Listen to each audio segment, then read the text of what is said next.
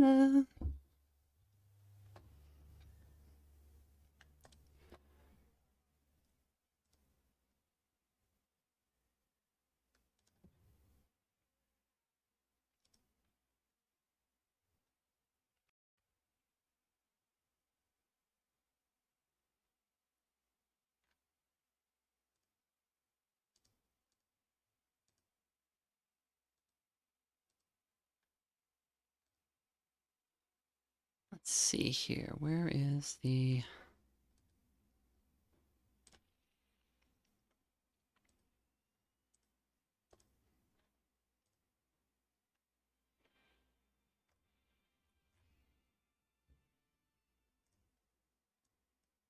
There it is. How familiar am I with 40k? Plenty familiar, I'd say. Owlcat does cook. So I really enjoyed, if you're not familiar with these RPGs, Owlcat made a 40k CRPG called Rogue Trader a couple of years ago. It's excellent. If you like CRPGs at all, it's worth a play. Even if you're not really a huge Warhammer fan.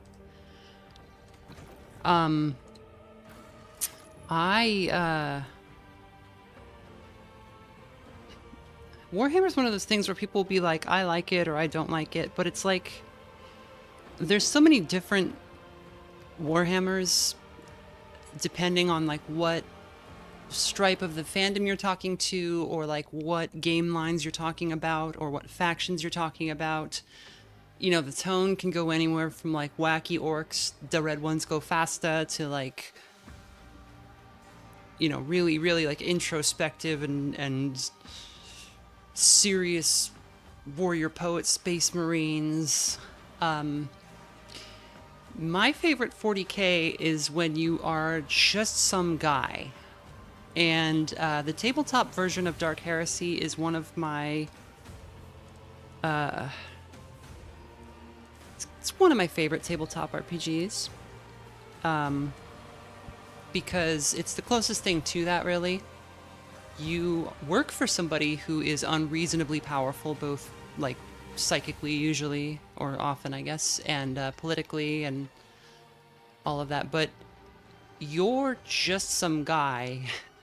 And seeing the 40k galaxy, or even just the you know, the Imperium itself from a bug's eye perspective is always very funny. I'm less interested in like these like epic space marine sagas, just because they are often, I don't want to say this universally because I'm sure there's some that are really well done. They're often, like, very self-serious and written like it's this, like, kind of warrior poet, you know, 1,000-year-old space marine, but then, like, it's just like a dumb soldier guy.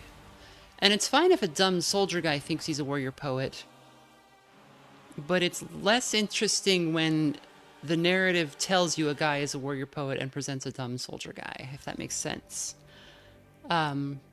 There's a really nice animation. I forget who made it. I don't remember if it was a GW one or if it was a fan thing, but it's about like a salamander helping these like refugees try to get out of a planet that's being attacked by, or out of a sector on a planet that's being attacked by Necrons. That's a really cool space marine thing, I suppose.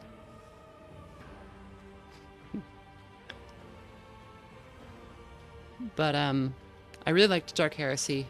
Or not Dark, I really liked Rogue Trader. And Rogue Trader is at a bigger scale than Dark Heresy. In Rogue Trader, you're a starship captain. You're responsible for millions of people because you also control several planets. You accomplish incredible feats in combat that even by the standards of the universe are a little dubious. But Dark Heresy is several rungs down the ladder, as we'll see. So this beta Came out, I think, 2 months ago is when beta access opened up. It is partly voiced. It is going to not be fully voiced. I'll fill in, obviously. It is the first act of the game, but not the introduction. So we will be kind of dropped in medias res and have to kind of figure out what's going on. How's the volume, by the way? It's a little loud on my end.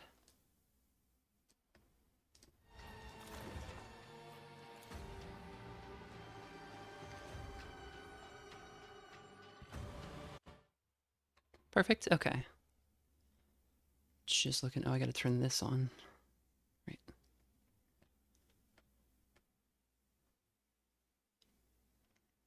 Okay. Also, I'll put a good image before we get started, an important image. This happened earlier today. I was and if you're a patron, you know this one.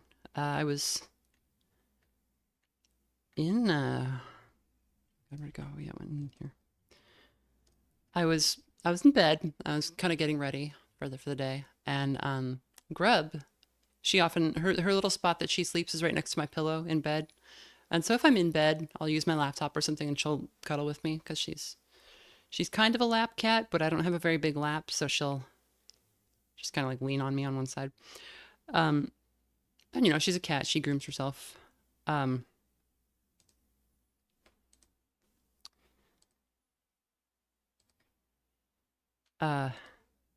She looked up at me like this. And I swear to God, this is a normal shaped cat. She has a little pink belly because they shaved her when they checked her to see if she was spayed at the shelter when I got her. And it never really grew back. Like it kind of grew back, but never really. But then this is not like so she's just sitting like a human, but like all hunched forward.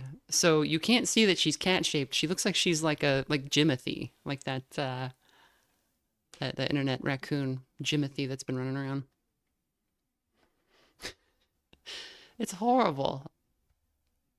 She's a normal cat. Like if you look at her, if you came over, you would see a normal cat.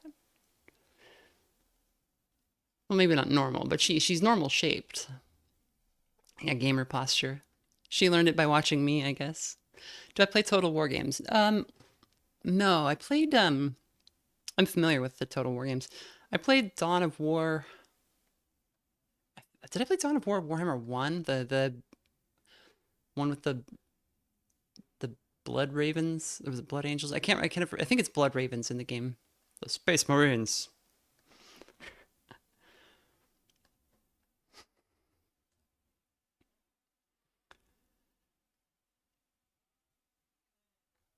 The Codex Astartes names this maneuver the Steel Rain. Yeah, Blood Ravens. Commander Boreal.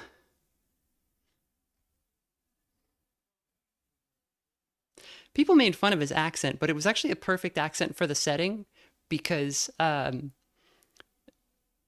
setting doesn't take place in England or anywhere else. It takes place in space, right? Like, so he wouldn't have a real accent. So the actor actually was doing a very good job of inventing an accent that doesn't exist to make the guy speak that way. So whatever you could say about that. I gotta get this thing off the screen. It's horrible. But yeah, and I didn't play the Space Marine games, although I was looking at something the other day. In Space Marine 1, you're playing as Titus, and he's like a, can't remember if he's a captain or what, but he's an ultramarine, so he's a Space Marine, and they're like the bog standard normal Space Marine. He's just like a blue guy. And over the course of the story, you are fighting orcs, and you come up against this orc war boss. I think his name is Gorguts, and he's the one like leading the assault. And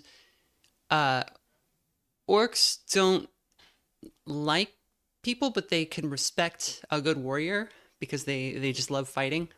And Titus gives him, you know, a hell of a fight, and so eventually he's like I like this guy. I'm gonna fight this guy. So he's really really pumped to fight Titus all the time. And there's a climactic scene where the Chaos Marines show up, and things are about to go horribly because Titus has been sort of like tricked, and they've got him surrounded, and like the sorcerer is like coming out of a portal in all of his like Space Marine armor, and he's evil, and they're like about to capture or kill our heroes, and then Gorguts shows up, and he's in like I think he's in like a war mech at this point, and he's like, oh, what about our fight? And then he like runs in, and oh god, the sirens again. He like runs in to be like, you guys get out of here. I'm gonna fight Titus. You can't fight him. He's mine.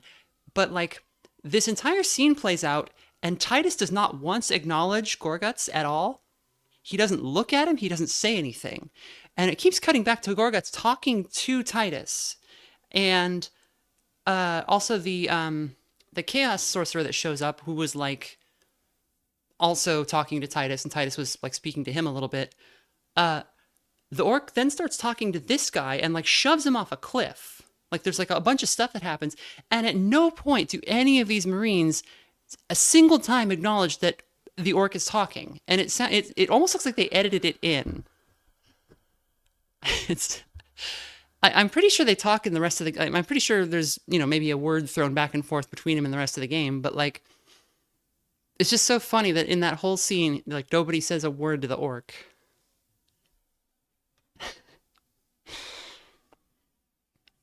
And then, Space Marine is the kind of 40k I don't really like that much, but the in Space Marine 2, the Rise Son of Gilliman scene is pretty good.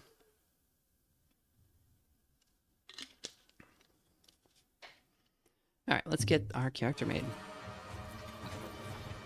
So, I played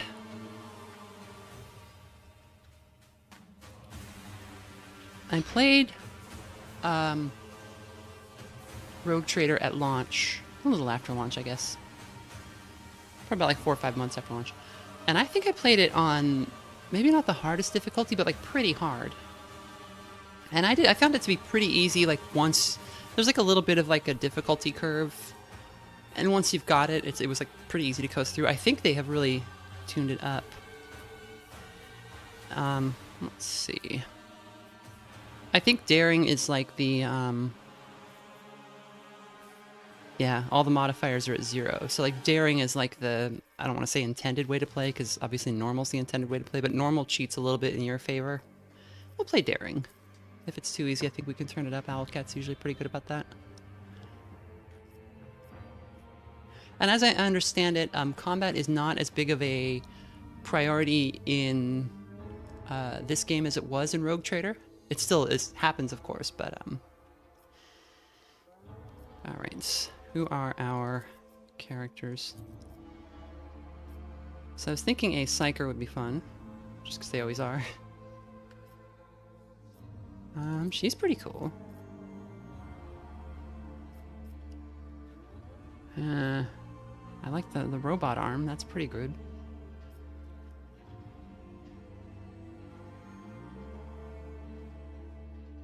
Yeah, we'll go Psyker. I know there's a Psyker party member, but there's kind of an everything party member, so we'll go Psyker. See what's up. I guess this could be a Psyker too, but this one looks like a Psyker. Where are my spark heads at? I'm trying to catch up to the Deltarune VODs. You can't stream 40k stuff while I'm doing that. It's just simply not allowed. Just double screen it. You got like a phone and a computer?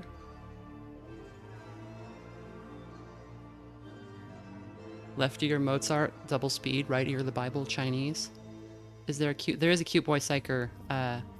There's a lot of good like boys in this game, but I think there's a lot of good girls too. So I think we might be. If that's what you're here for, I think we'll be all right. Violence it is then. Tremble and weep. Violence it is then. I'll go pragmatic female. Okay, so the archetypes, the way this works is you get an archetype and then an origin. I'll click through these real fast just to show them. The enemies of mankind are ever present, terrible and insidious. You can comprehend the scale of the threat we face. To know and continue regardless is what it means to serve in a holy order. May the Emperor forgive those who stand against us. How long is she gonna The go? Inquisition surely will not. Okay. So, warrior so archetypes are like your base skill set, and then you get like a more kind of a more put together skill set as you go through character creation. Warrior is melee, and officer is leadership. Operative is skills, like kind of rogue stuff. Soldier is shooting, and mystic is psyker stuff. But it's not really gated off. Like, you can be a soldier who is also a psyker, or like if we go officer, I'll show it off here. So officers are they did a really good job with this class, with this archetype in Rogue Trader. You basically become somebody who like buffs the rest of your party into doing awesome stuff. Makes a lot of sense for a leader type character.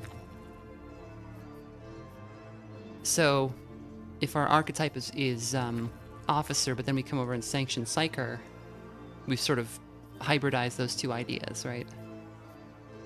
Whereas we could also go noble or whatever. So the mystic gets, before the mystic uses the next psychic power, veil degradation is increased by 3%, or by 3. Push. So veil degradation is a mechanic where the more you use your psychic powers, the more things start to kind of come unglued, which you can sometimes use to your advantage. It makes psychic powers more powerful, but it also will like summon demons and cause perils of the warp, which is like your powers going awry and stuff. In settings, sometimes your head explodes. I think that won't happen to us. Okay, so they only have 3 specializations right now, it looks like. Yeah, so normally there's also like telepathy and biokinesis. There might be another one. But pyromancy is fire, obviously. Sanctic is like holy stuff. It's mostly like buffs, but also I think a little bit of healing and protection. Telekinesis might be fun.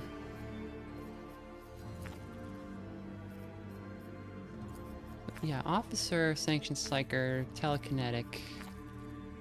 And then our home world is hive world. I can look at these a little more if you want. I figure most people are just want to get to the action. So for origins, Astra Militarum is the Imperial Guard. It's just like basic soldiers. This gives you the ability to designate an ally as your comrade in arms, gaining bonuses when you both attack the same enemy. Imperial Noble is kind of complements the officer really well. You sap morale from the target enemy. Morale is a mechanic here where each character or creature in the battle has a morale score, and if you get their morale low enough, they might retreat or lose stats or turn on their enemies or whatever. And I think you get bonuses as your morale goes up. Criminal. So criminal looks like it might be good for basically either of the soldier or operative things. But there are fewer choices here than in Rogue Trader, and Rogue Trader I think definitely had a problem of like too much choice, where you level, like I got like scared of leveling up in that game, not because I was like worried I would make a mistake, but because like you have to like do your taxes every time you level up. It's terrible. And It offers like really, really good customization if that's what you're in for, but it gets to the point where it's like taking the fun out of leveling up. So hive worlds are big, like city, like the whole planet is a city. The character gains morale while adjacent to allies, or extra movement while isolated. Death worlds are like planets that have got some horrible problem, or they've been like bombarded by chemical weapons or something, so that the place is just not survivable, but somehow people survive there anyway. The chance to suffer critical effects is significantly reduced. If resisted successfully, the character gains morale, so Death World makes you tough. Forge World, the character gains morale when their armor is high, or extra movement when it's low. That's interesting. I kind of want Hive World, because there's a character I think that will play interestingly with, that I hope we get to use.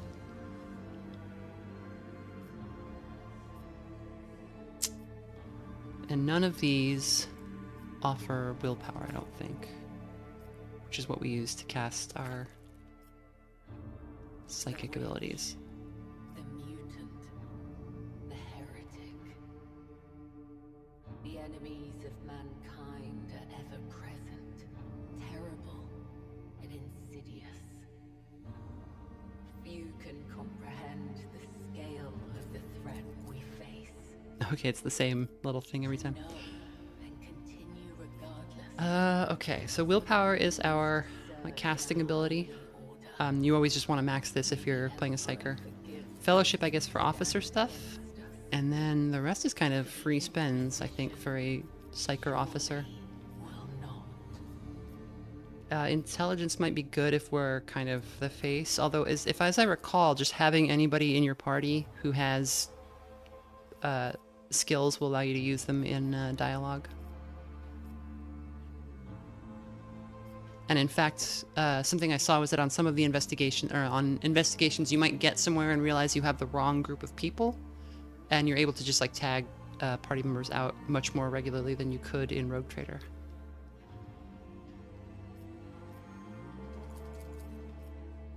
Yeah, that'll do. We'll be a smarty pants, Birdly build.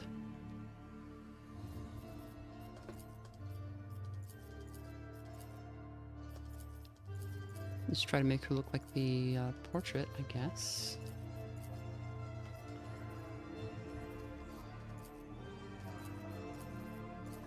We don't have to evolve. Oh, we can have the Lorne Malvo hair.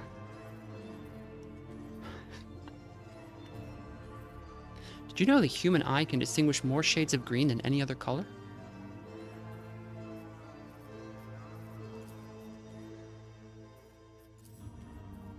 They will definitely have more options at launch. It's the kind of thing they do. I always like spacers in these games. Can we be a spacer? Oh, I guess not, because we're from a hive world, right? Different body types. We can be gigantic.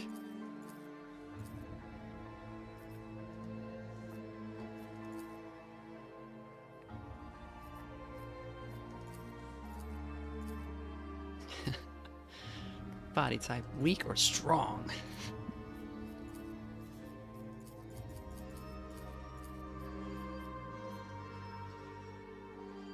Maybe thin and pale.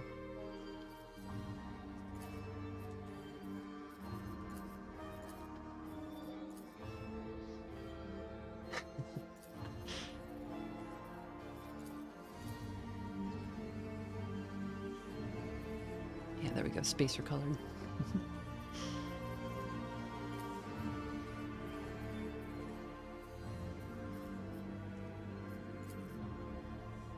Do we get hair color? I suppose that'd be here. Yes, okay.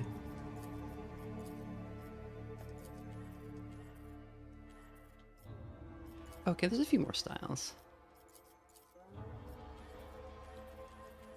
There we go, half shave. We can pretend it's 2011.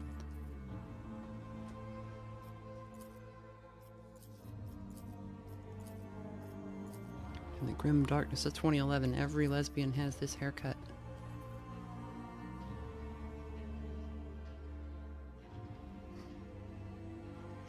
What edition of Dark Heresy did I play? First, I think. Yeah.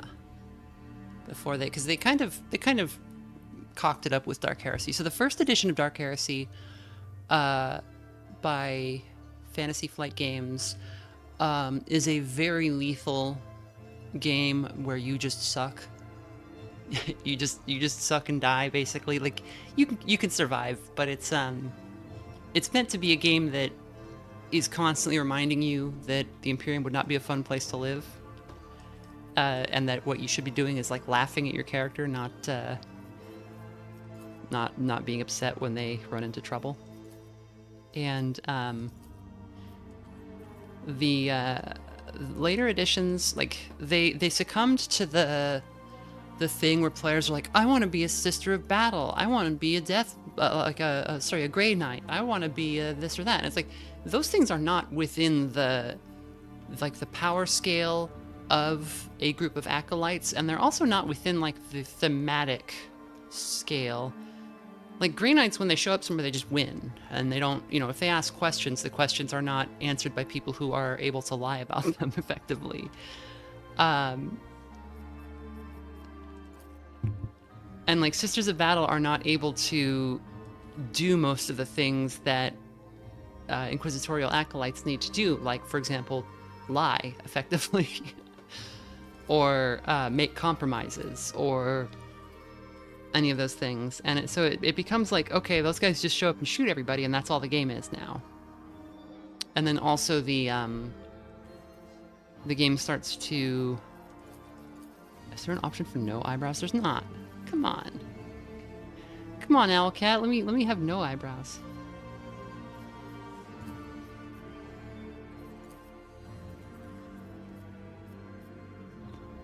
Augs.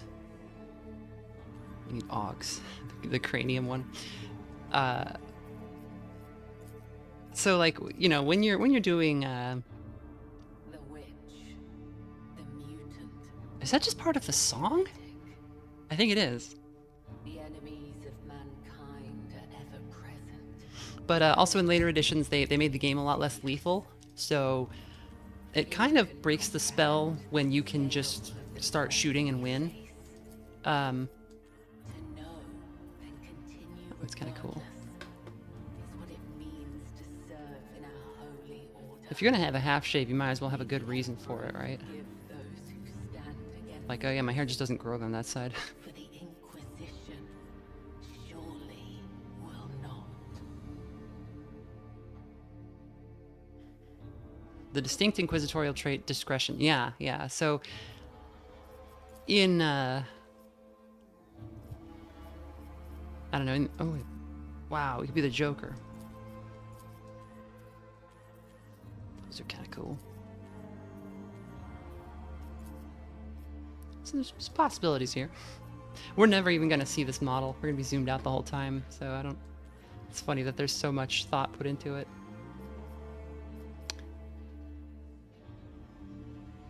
The immortal beard augment. Did the Emperor have a beard? The greatest threat in the history of the Imperium, locked after Exterminatus was enacted on 4 different planets. I think the Emperor definitely did not have a beard. But he could have. Okay, do we like the craniotomy or the lobotomy? There's also the gold lobotomy. I don't like that one. I think we gotta go craniotomy, right? Go big or go home. Saw a video of a guy who got hit by a car or something. They didn't know what happened to him, and like fully this much of his skull had been taken out, and he like had it. He was fine, but it was like he just had this huge chunk of his skull with him. Okay, I think this is good. We're kind of a, if not a spacer, then maybe someone from the depths of a hive world. Didn't see a lot of sun. Yeah, in the tabletop game, if you're a sanctioned psyker, you roll on a table of what your sanctioning was like, because they have to do something to you to make you not like a danger. I mean, you're a danger to everyone, but to make you less of a danger to everyone. And but the methods and like what comes of it vary widely, and the table for the things that can happen to you as a sanctioned psyker are bananas. You can get one of them is that your skull exploded because a demon tried to come out, and so you have just a full you have like a full augmented skull cap, like the top of your head is just metal. They had to take the demons out. Yeah, they have to severely traumatize you. In Ethel. No, we're gonna be Vermina, because it's Latin, right, for worm. Yeah, one of them is like your throne. You're like throne geld. You're like married to the emperor, and so you've been like castrated or whatever, and you're immune to seduction, and you can think only of the emperor. And that one's not gendered, so I love that they just. But I'm not gay. You are now.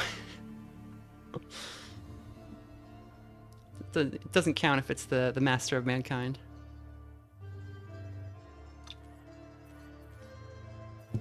All right, I think that's pretty good.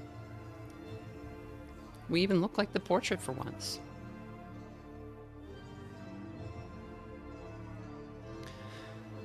Okay.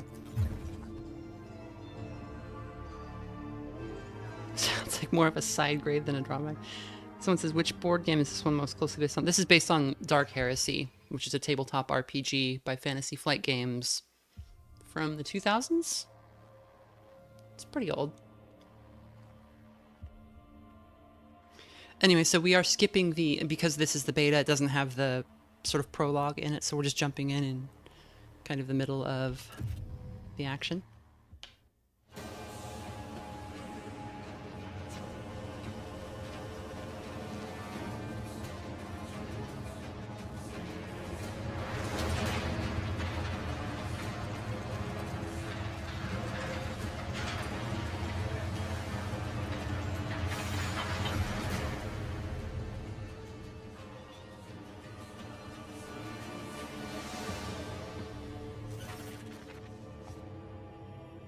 I'm going to try to close some other things. It looks like it's like a little bit of lag, and I want to just make sure that we're not having unnecessary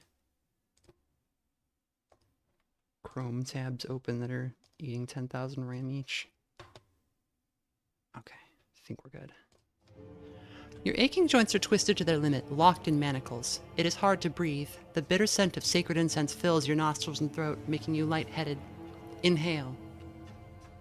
A sharp pain echoes from the ribs broken during the interrogation. Exhale.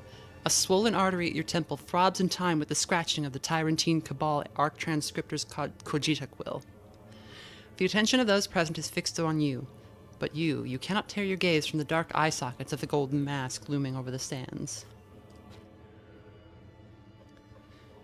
Session 28-00432 Iota Pi of the Cabal is now convened. Subject of the session, the loss of the vessel Schultes' valor, the loss of 86% of Terminus Omega Warband, including servants of the Golden Throne of mid and high rank. Acolyte, Iridas Sev, status deceased. Acolyte, Persephone Shriek, status deceased. Inquisitor, Leander de Toral, status deceased. The accused, Vermina. Why am I the only one answering at this hearing? Of course, as soon as the verdict reached the docks of the Bastion Serpentis, and we can click that to see what it is, that's a cool thing about this game. Bastion Serpentis is a fortress on the surface of Scintilla's moon, Lachesis. The Bastion serves as the basis of operations and information repository of the Tyrantine Cabal. I believe you know what the Tyrantine Cabal is if you're like a big Warhammer lorehead, but we are not meant to know that information yet necessarily. The few who survived the slaughter aboard Schultes' Valor were isolated for debriefing, standard procedure. The remarkable thing is that after confirming the death of Inquisitor de Toral, they are still willing to hear you out. According to witness testimony, Terminus Omega Warband bears partial responsibility for the loss of the Holy Inquisition's mechanical, informational, and human resources. The death of the Inquisitor, however, is the sole responsibility of the acolyte. Accused. Do you deny your guilt? I kind of like this. Like, we are...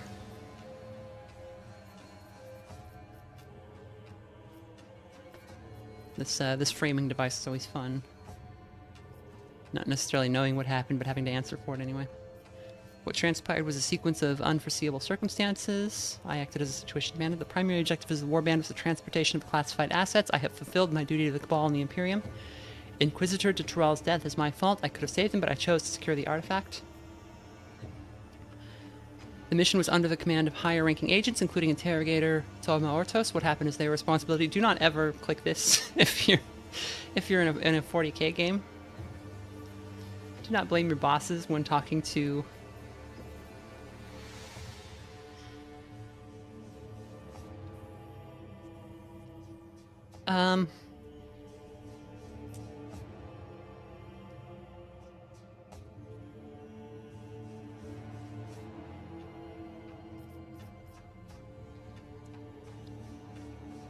I think that I have fulfilled my duty to the Cabal and the Imperium. And this is Interrogator Lucien de Ferranis. With all due respect to the Cabal, I would beg leave to ask the Acolyte a different question. I propose we address another portion of the testimonies gathered and the remnants of data extracted from the Servo Ossuarium, specifically those regarding the causes behind the fall of Sheltus's valor. Inquisitor Soldavan wishes to know, are you certain of the version of events you have put forward? Answer, Acolyte Vermina. A probing, unblinking gaze studies your face.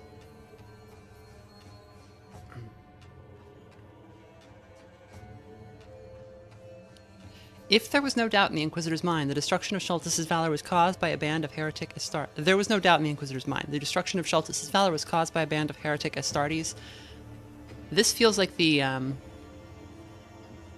of like straightforward, like they don't have a there's like a morale system in this game, but it's more like which of the these 4 different ways of running the Inquisition do you more align with. So the first one seems like more straightforward, but that's an answer that a lot of people won't like because a lot of people think that even the acknowledgement of heretic Astartes is heresy. So do we believe our boss or do we doubt him? Oh, he's dead.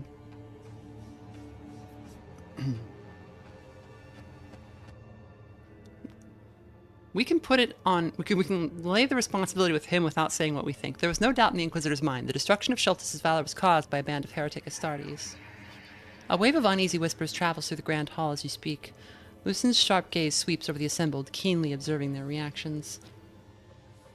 Amazi's servo emissary. Inquisitor Amazi's voice, streaming from the servitor's vox, cuts through the tense pause. A truly remarkable fact in this entire affair is that the Acolyte survived direct exposure to the light of the Tyrant's star. Let Vermina recount her experience now, lest the knowledge be lost to sudden madness or some other consequence. Okay, and here's where we get our, like, more overt... Oh, Christ. Siren time. It's Majrona. So, Monodominant is an uncompromising exterminator of even the slightest signs of heresy, driven by the high ideals of duty, service to the God Emperor's will, and self-sacrifice. So these are the kind of, they're all dogmatic, but what do I want to say? Kind of very lawful, zero flexibility. Amalothian is a staunch believer in the God Emperor's grand design, the fulfillment of which demands unity and accord within the endless ranks of the Imperium's organizations and from humanity as a whole. So, okay. Xenos Hybris and Xanthite. Xenos Hybris is an adherent of the necessity of xenotech research and cooperation with Xenos for the sake of achieving the goals of the Imperium. So normally the Imperium doesn't tolerate any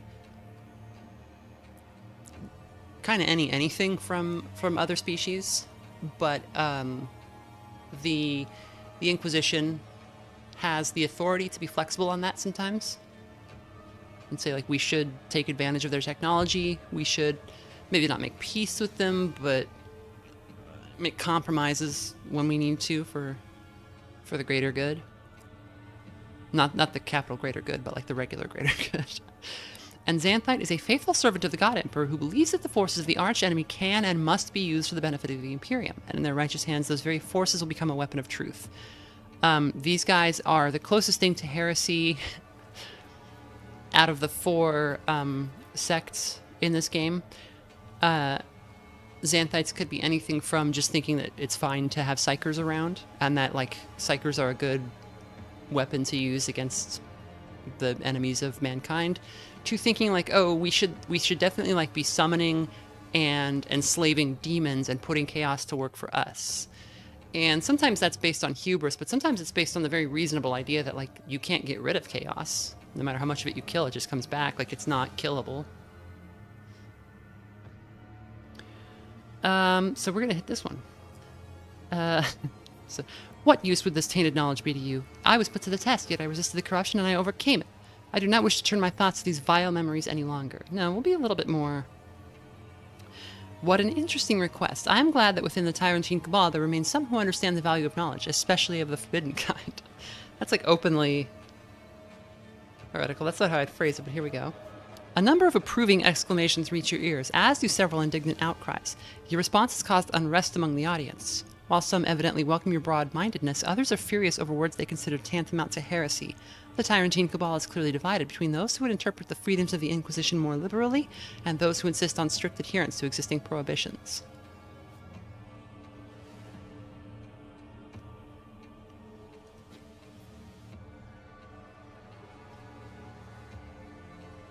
Oh, thank you, Nikoma. The Inquisitor's question is accepted and admitted to the record. Answer fully and with complete candor, acolyte. Here's how I'll torture you, David. I remember an endless pain, as if a vat of molten steel had been poured over me, as if every bone in my body was being shattered at once. I remember a searing light, impossible to describe with words. It eclipsed everything, but in the end, only darkness remained, without and within. Or we can tell the truth. I saw something strange, an auditorium filled with strangers, and a hallowed figure of sorts that spoke to us. That seems bad. Interesting that our first 2 options are to lie about this.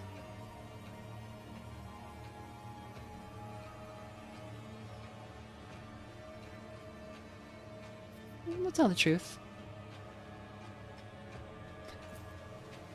An auditorium? Hallowed figure. The ravings have been inflicted... Oh, this is the servitor.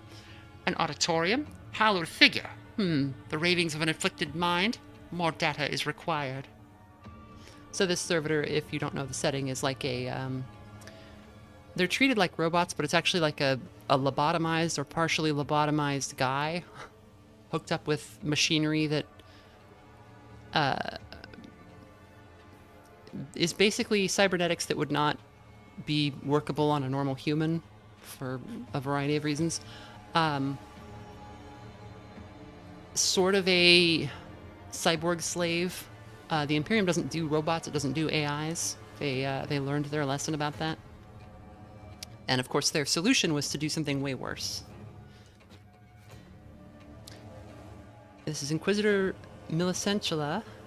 Consider this. The acolyte is either a lucky bastard who survived an impossible situation, or a complete idiot who returned to a stronghold of the Golden Throne's servants while actually being an agent of the arch enemy.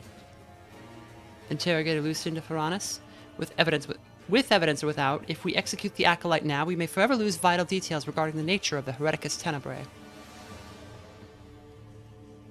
The most efficient course would be to extract the acolyte's brain for a synaptic reconstruction of the mnemo fragments and replication of the lost memory segments pertaining to the incident.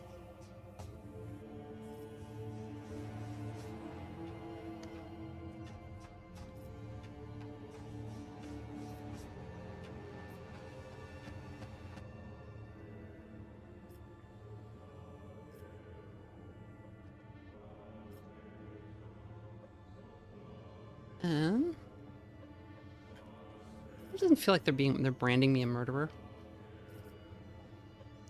Stay out of my head. I've told the Cabal everything I know. Our reality is one of eternal struggle, for resources, for survival, for hope. A reality full of pain and abhorrent choices, where nothing ever goes according to plan. In this very reality, Vermina faced a choice: fulfill her duty to her Inquisitor, or obey the oath she swore to all of humanity. That's a cool portrait. That is great.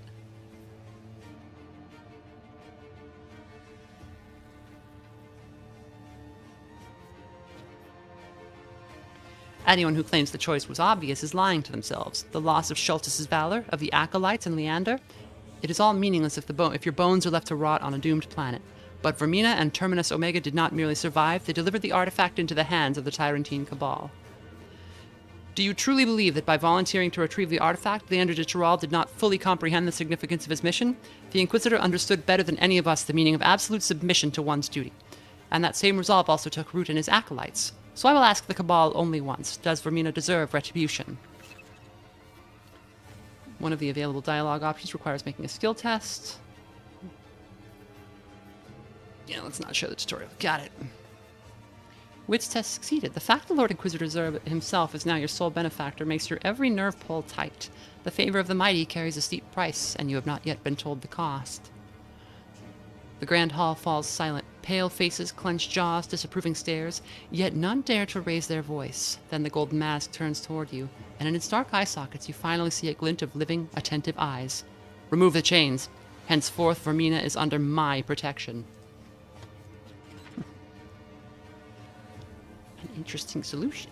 Well, another agent has escaped execution. Inquisitor Soldavan will be most surprised. This precedent must be recorded in the annals immediately. What a disgrace. The Lord Inquisitor never fails to amaze. At first, the Lord Inquisitor's words are met with only stunned expressions before the hall suddenly erupts in a clamor of astonished voices.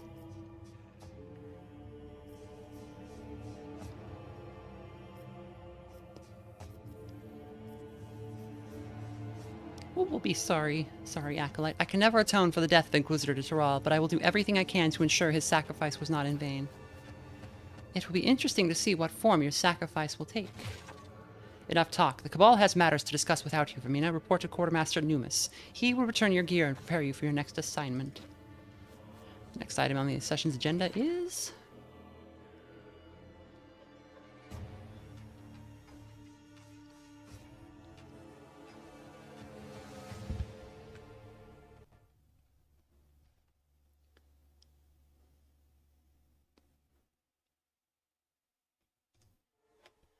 This is a game where you investigate cults in a hive city. That is what this game is. And that is what the tabletop game is, even more so.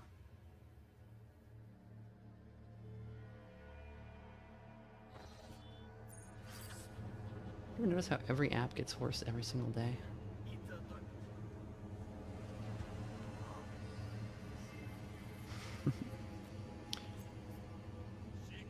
Okay, so we have leveled up, it looks like. Get back in the fight. An officer removes the target ally from the target ally. All status effects, the damage over time effects, are not removed, and restores their morale to 0 if negative. That ally immediately gains an extra turn with 2 AP and 4 MP. During that turn, the ally cannot expend combat points. Okay, so this is like a thing to keep your guys going. Skill, do we get any increases? Do we have any points to spend?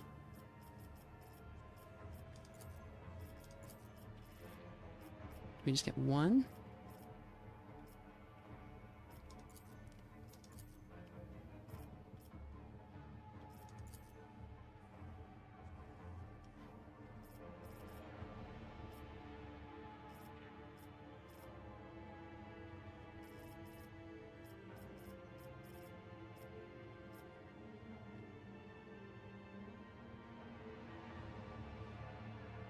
Oh, Randall with the 20 gift memberships.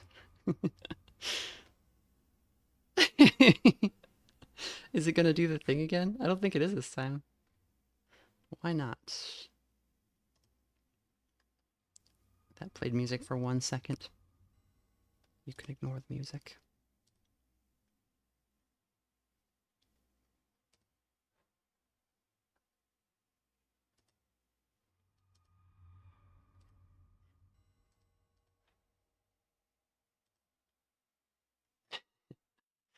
The Emperor smiles upon us.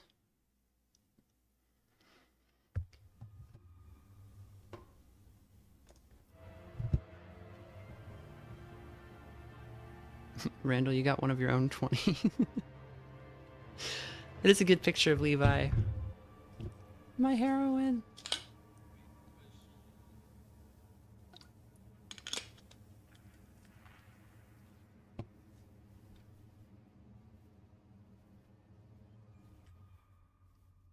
Oh, it's probably playing the sound and I just can't hear it because the I have to turn my volume down so much because this game is so loud.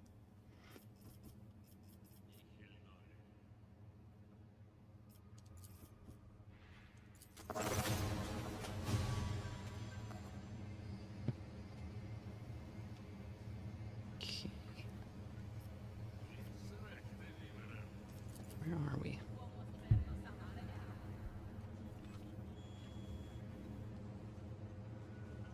Every CRPG always has very slightly different, like, camera controls. This one's really swingy.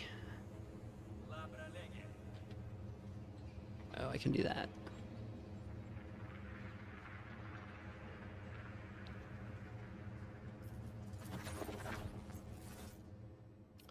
Following the mission aboard Sheltis' Valor, Terminus Omega Warband was disassembled. For her controversial decision, which had severe consequences for the Holy Ordos, the Acolyte was made to appear before the Tyrantine Cabal. She will have to labor to regain the Cabal's trust and atone for her mistakes through service. Well, it could be worse.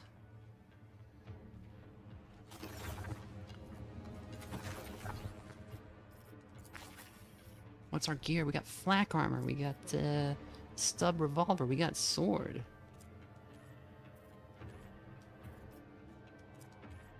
Medicae kits.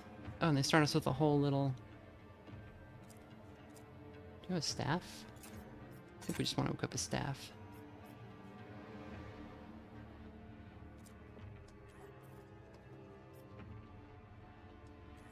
It's so chunky.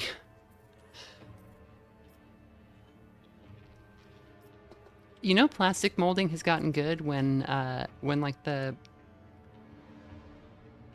scale models used in tabletop are getting like more, like they're now less chunky than the character models in the game. So here are this is like our reputation morality system. It's convictions. So in Rogue Trader this was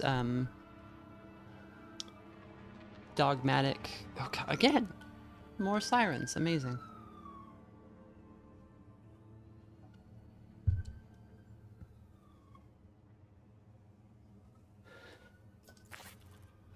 The boots of a heretic because of their corrupted souls. Come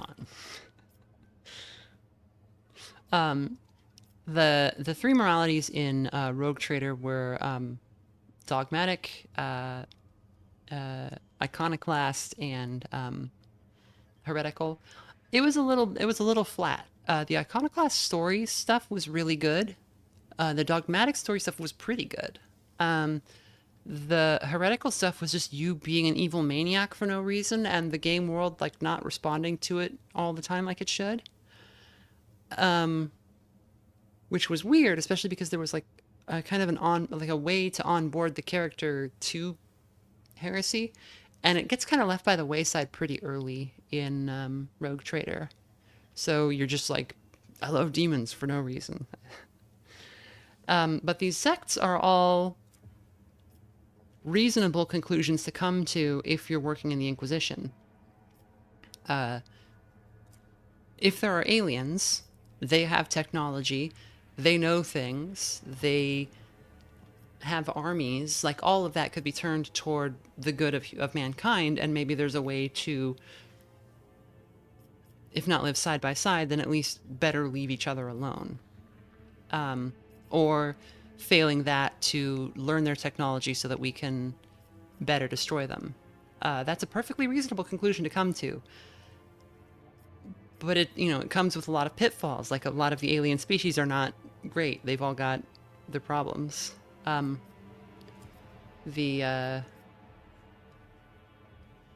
Amalothians are sort of a humanist. They believe that all of the, maybe not humanist is the right word, but they believe that the Imperium can't function if it's too rigid. Not that it should be like nicer, but like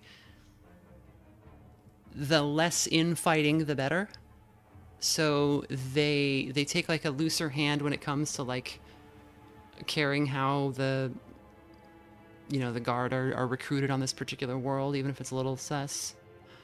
The Xanthite, again, chaos exists. You can't get rid of it. It cannot be gotten rid of. So maybe there's a way to work around it, right? And that's like a reasonable thing to do. And there are enough people in the Imperium who believe that and who are at least right enough about that it's there.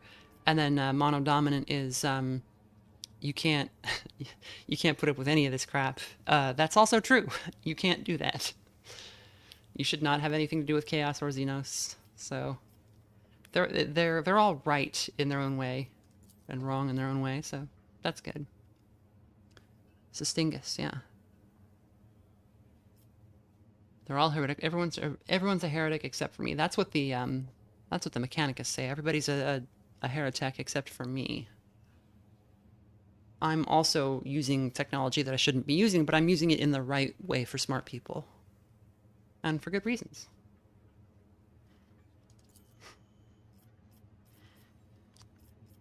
So we've got Expose Heresy, increases Lore Heresy by 10. We've got 5 Willpower, 5 Perception, 10 Lore. The Fetter ability, and all potential benefits of the... Oh, okay, if you have the Mystic archetype, you don't get the full benefits unless you're also a Sanctioned Psyker. I see.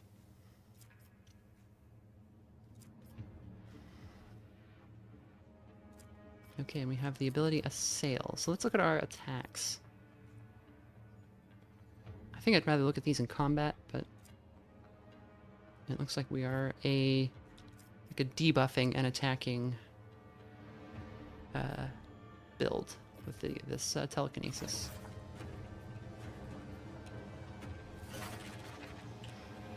Blin the Aide. A young man with a friendly face and impeccable bearing offers a salute the moment you leave the Grand Hall. Blin Silvis, Quartermaster's aide, assigned to escort you after the meeting of the Tyrantine Cabal, Mistress Acolyte. His piercing green eyes study you with genuine interest. Why would I need an escort? I do not know. Blin looks somewhat embarrassed.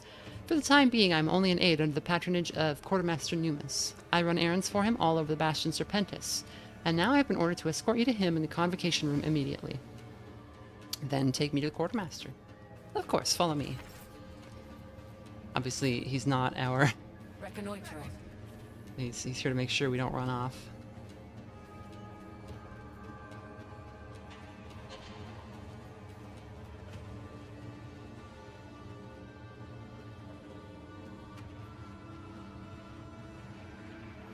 Whenever I see stuff like this in games, I'm always like, how often does like somebody's kid fall off the edge, or like you drop something you needed and it just rolls off the edge and it's just gone forever now?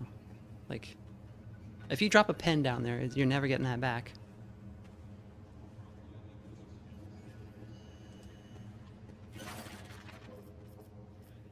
How long have you known Numis?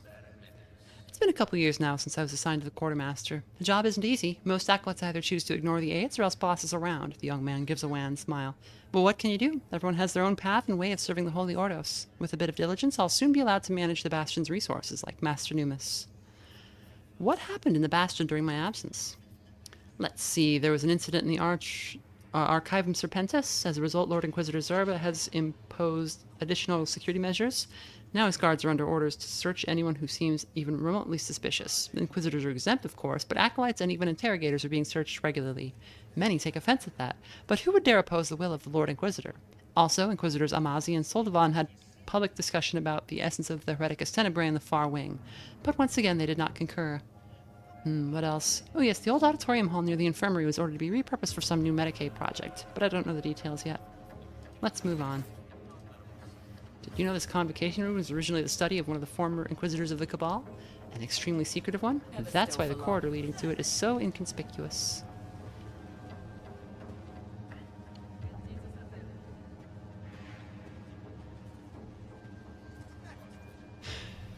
I mean, the Imperium is the essence of the Food, $200. Rent, $400. Candles, $5,000. Somebody who's good at the economy, help me budget this. Okay. Let's go this way. That blasted Xenos ripped him in half, and all because of those damned faulty batteries, Numis.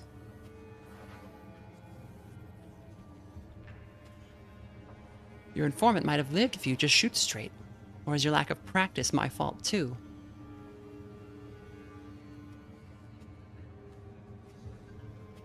No, he's mad. Maybe I should practice on you, you armory rat. My life is property of the Inquisition. Are you prepared to deprive the Holy Ordos of their asset? I hope you get eaten by a Grox, Numis. To all servants of the Holy Ordos and the Bastion Serpentis, words have been spoken, decisions made, and a path charted. Session 2800432, Iota Pi of the Cabal, is now concluded.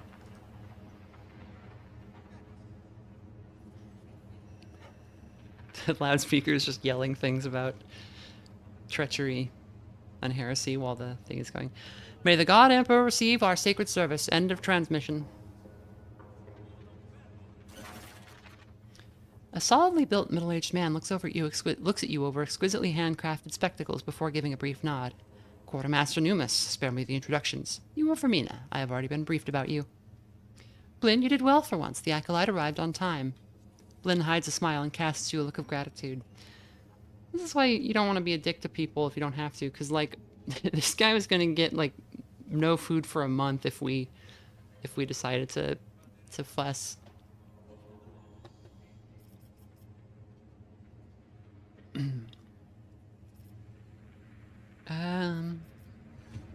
We'll ask about what happened. He showed remarkable courage. Numis's face twists as if he has heard not praise but something profoundly dissatisfying. I have been threatened by people far more intimidating and far larger. What did he want? Justice, and such a commodity is not available in the Inquisition's warehouses. A caustic smile flickers across Numis's face for a moment. I was told you would issue me new equipment. It says here that Vermina is entitled to non-rotational issuance of equipment due to the unplanned deprecation of the previous set. Here, take it. The next scheduled issue is in 3 centillion years. We got inertial armor, which is... Okay, if we don't move, we get 3 MP. I don't know what MP is yet. Movement points? I think so. And a triumphant las pistol, which we won't need. Furthermore, the servant of distribution block Omega 12, Quartermaster Numis, is hereby instructed to assume the duties of distribution overseer in regard to any blessings issued to... He reads more closely, trailing off to muttering. When he finishes, he lifts his cold gaze to you. You have been assigned to the verdict, and I have been assigned to you. I will head to the dock once I have concluded my present business. If you wish to continue this conversation, I will be waiting for you there. Yes, Joseph Davis, I have beaten Rogue Trader. He was good. Yeah, it seems slimmed down a lot in good ways.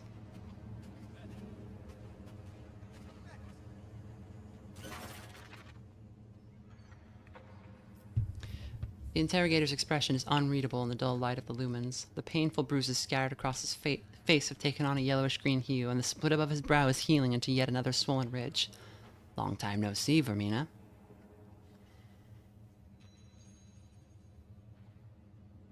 You look dreadful, Master Ortos. Interrogator, seems to let you out of the cells much sooner than me. Interrogator Ortos, good to see you back on duty. So in the Inquisition, Inquisitors are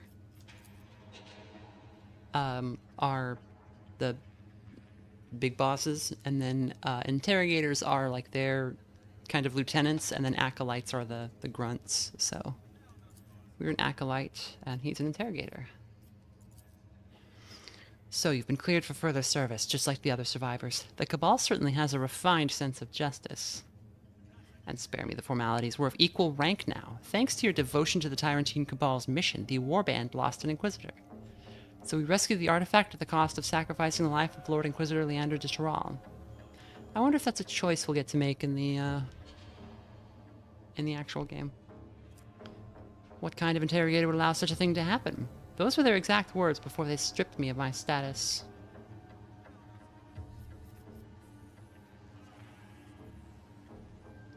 Well, Well, you were a rather mediocre interrogator anyway. Usually when the Holy Orders take your rank, they take your head along with it, but somehow you're still walking the Bastion's halls. Acolytes who commit inexcusable acts during missions rarely see the light of day again either, and yet here we stand, both still breathing. So you blame me for Master de Troll's death too? I do not think in such terms. You made a choice that those who hold power over the sector must now live with. The past cannot be erased, nor can it be fought. The only option is to move forward. Well...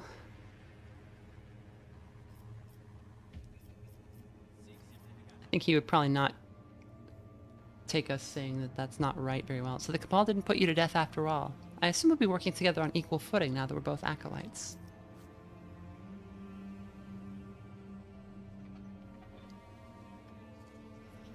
I never said that. While you were recovering the infirmary, the Lord Inquisitor reassigned my position within the Tyrantine Cabal's structure. I have been given a new mission and a new patron. Make no mistake, the Cabal hasn't revoked my sentence. By the Lord Inquisitor's decree, my execution has merely been stayed. If I can achieve redemption by completing the mission he has assigned to me, my life will be spared. For a little while longer, at least. Awareness test fails. Glancing at the chrono in his hand, Tomo loses what little interest he had in your conversation. Lord Inquisitor Zerba bade me inform you that he expects you in his work chambers 1 floor above. I would advise you not to tarry unless you wish to forfeit your new patron's favor. You will not find a replacement for him. He doesn't like us.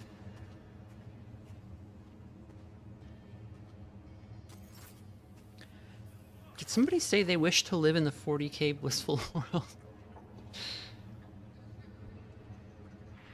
It's only blissful if you're a servitor and they didn't screw up, and I think they usually screw up. Oh. Oh, I broke it. No, I'm sorry. Okay. There's all these buttons. Push them.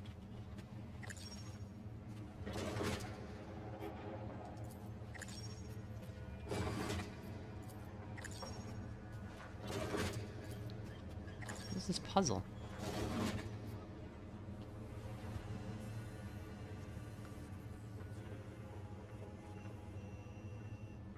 Little servo skull, just checking things out.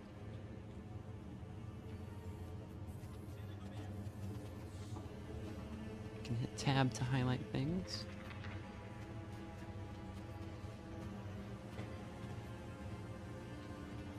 Moving.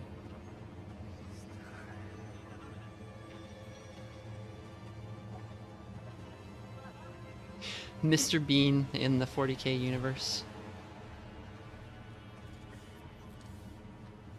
Just quietly destroying the entire Bastion Serpentis.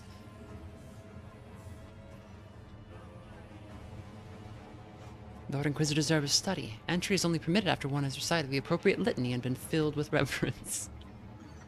Must be this reverent to enter.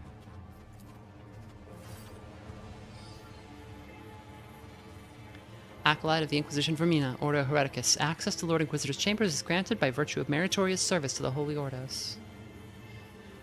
And there is, I don't know if the game's going to be fully voice acted, but they said that the most voice acting will be in like one specific world that we can check out. It sounds like we, in Act 1, have a couple different worlds to do missions at. And as I understand it, they, the order we do them in matters for the story.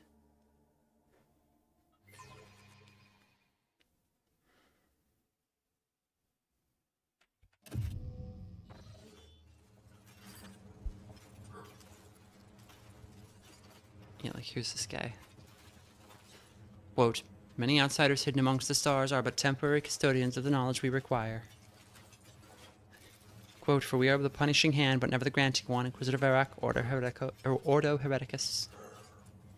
Quote, okay, yeah, so he just recites Inquisitor quotes. Never still for long. He's alive, that's a man. Like, he's, that's not a animated corpse, that is a guy. Unclear how aware he is in there, but if you've played Darktide, you know what the, you know how the Medicaid station acts sometimes.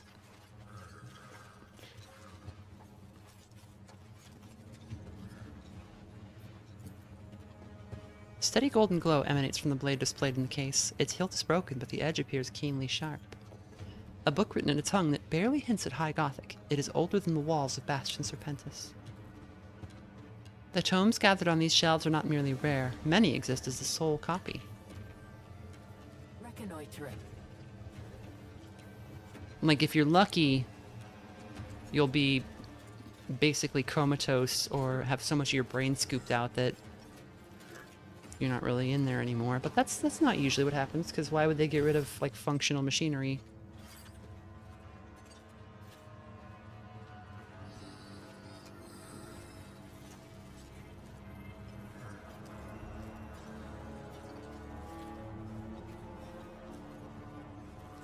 Vermina, former acolyte of the late Inquisitor Leander de Terral, has arrived, Lord Inquisitor. That from the servitor. Several long minutes pass in absolute silence. Every now and then, whispers of flipped report pages break up the hush. Finally, the Lord Inquisitor closes the leather-bound folder and raises his eyes to you. The destruction of Shaltis' valor, the death of Leander de Terral, the loss of the Iocanthus system. We live in dark times, rich in great losses. Anton Zerba's hand tightens around the report folder.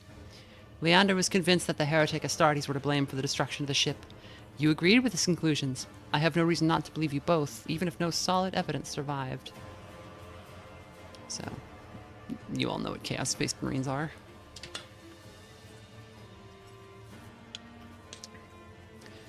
Autodidactic PhD says there are also VAT-grown raw materials for servitors. They aren't all criminals. True. And I didn't mean to imply that...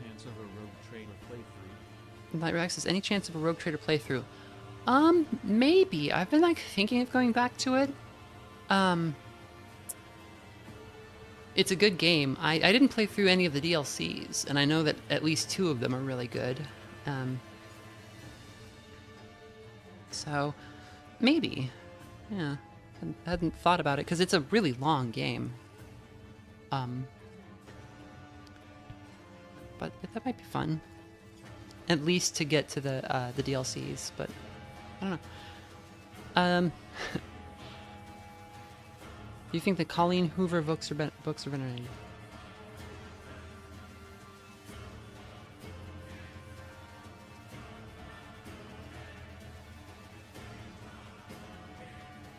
I don't know Colleen Hoover.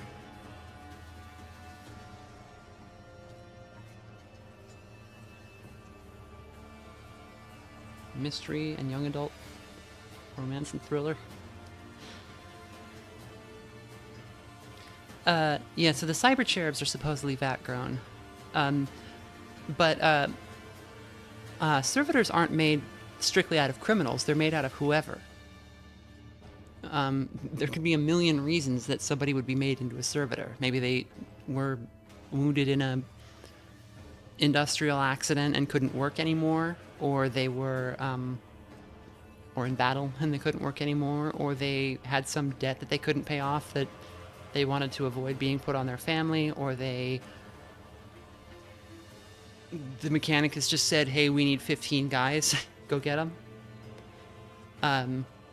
But they can also make VAT-grown guys, but those VAT-grown guys are guys. Like, the thing about a servitor is it's a man or a woman, and like, it has to be a person to do the things it needs to do. So, like, it might be a VAT-grown person that never experienced life, but it is still a person, and could have. Sometimes they start remembering who they were before they became a servitor. Yeah. Sometimes they start asking you to help them. It's so dark, I can't see. Why can't I see anything? Some turn honored and beloved servants into servitors. Yeah, and some people, on some worlds, it's probably like a cool thing, like in like ancient Egypt, being buried with the pharaoh was pretty cool. So it was probably like, oh, we get to be servitors, we get to live for 1,000 years, serve the emperor forever.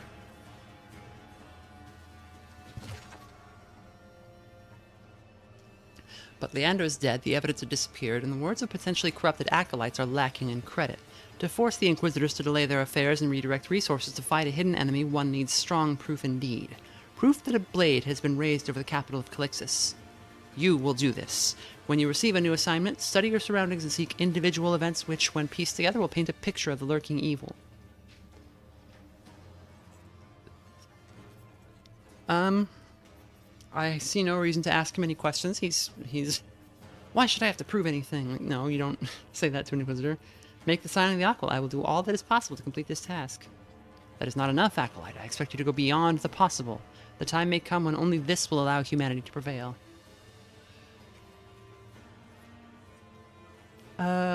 You made me your Acolyte while others blame me for the death of Master de Terral. Why?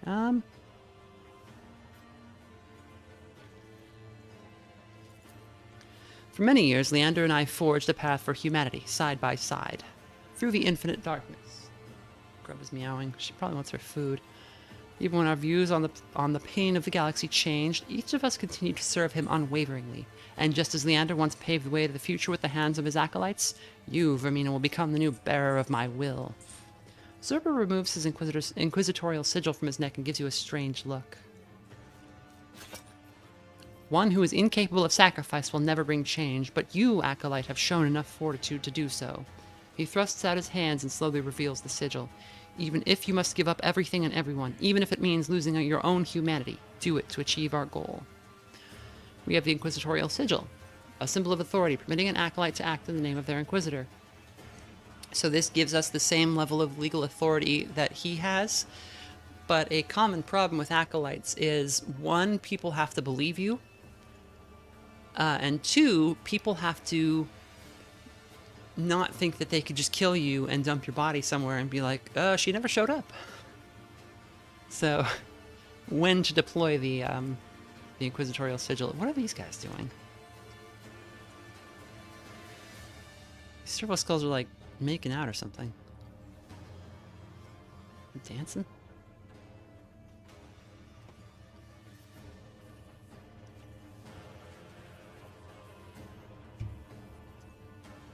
He does look a little bit like evil Isaac Newton.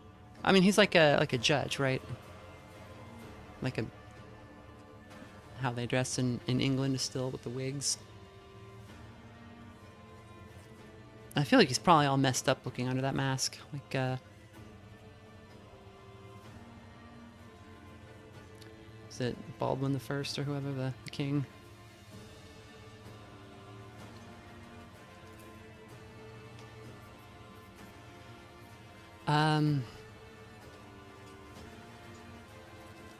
So one thing is answering with sect-based answers is going to open up dialogue options for us, and if you kind of like pussyfoot around it, you will start missing out on stuff that you would want to do.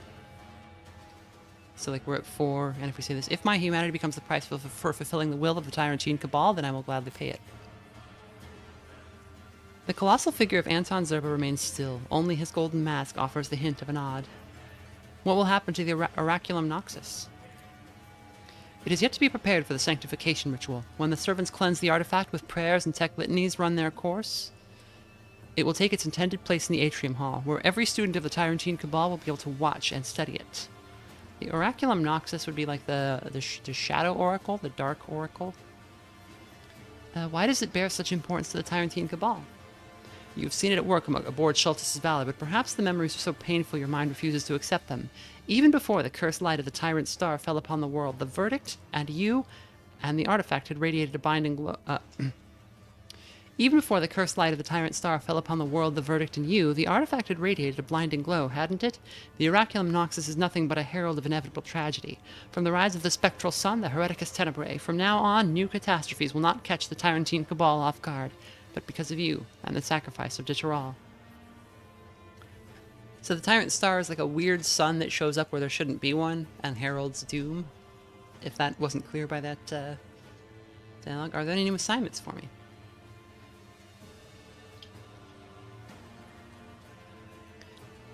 Too many. The essence of the Hereticus Tenebrae has remained unknown to the Tyrantine Cabal for hundreds of years. Therefore, you will begin your own investigation of this phenomenon with a clean slate, revisit every lead gathered by your predecessors, trace connections and draw new conclusions. Start your research with a visit to the restricted section of the Bastion Serpentis archives. So, an unidentified stellar phenomenon, also known as the Hereticus Tenebrae, Comus, and Comus, and the spectral sun, the tyrant star, whose manifestation in real space heralds devastating the tyrant star's manifestation in real space heralds devastating catastrophes. Each appearance of the tyrant star is accompanied by warp disturbances and surges of sorcery and mutation, as well as riots and rebellions. Although the tyrant star has been the subject of extensive inquisitorial study for many decades, its true nature remains unknown.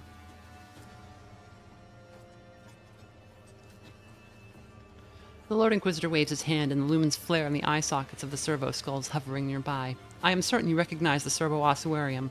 The events aboard Sheltis' Valor resulted in considerable damage to the device, but the tech priests managed to restore its functionality. Alas, the same cannot be said of the data from your last mission. I return Ditural's device to you. Use its full potential to carry out the mission entrusted to you. Got a device. They're bringing it over.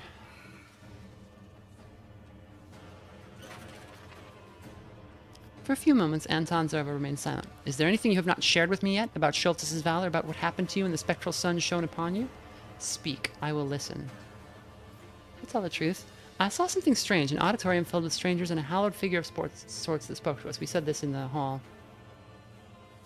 I see. What did this figure want? I'm unsure. It spoke of odd things. A shield against the darkness, the impotence of death, ashes that the Titan's heart would not see. This knowledge must remain between us, Acolyte. Whether your vision was a delusion of a mind fractured by the Tyrant Star's influence or something else, there is more to learn. However, if any member of the Cabal doubts the purity of your thoughts or your free will, even I cannot shield you from execution. Remember this.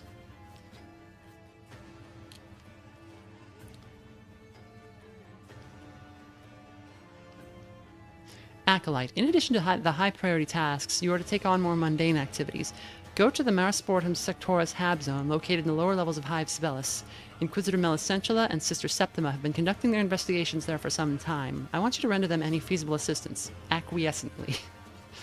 Don't just bust out acquiescently in a sentence. It seems something has driven them to linger in that dark place.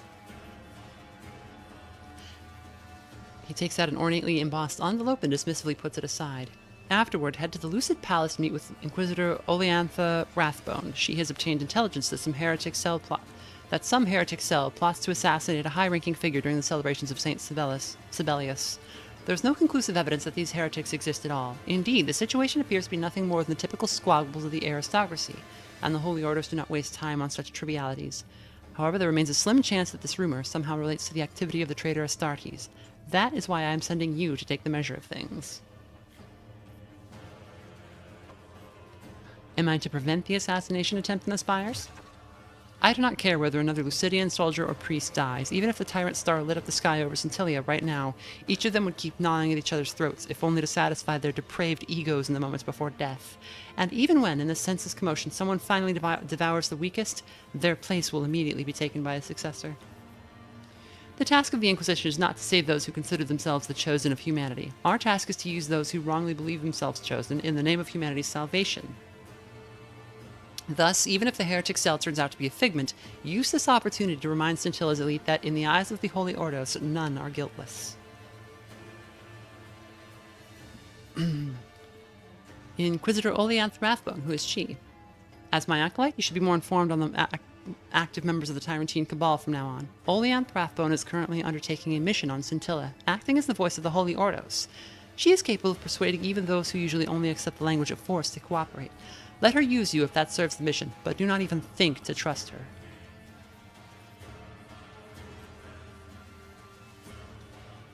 What manner of place is the Marisportum Sectoris? I have never heard of it. One of the decaying hab zones of the lower levels, forgotten by the Ecclesiarchy, the Magistratum, and perhaps by the God Emperor himself. In recent months, Marisportum has been drowning in sea quakes. If you hesitate, you will stand a very real chance of seeing nothing but an endless toxic sea that has swallowed all life. And what are Inquisitor Melisentula and Sister Septima doing in the lower levels of the Hive? I assume the details will be shared with you in the Marisportum, if they deem it necessary. Understood. You will need a warband. Acolytes Spes, and Davos are currently finishing an inspection in the infirmary. You already know them. As for Acolyte Sorrow, who will replace Acolyte Shriek as a sanctioned psyker, he can most likely be found in the Temple Hall. Use them as you see fit. Now go. And remember, Acolyte, time is not on our side. Results, not excuses. That is what I expect from you.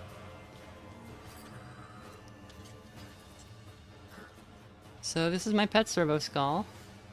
There's 3 of them, I guess. They have a scroll.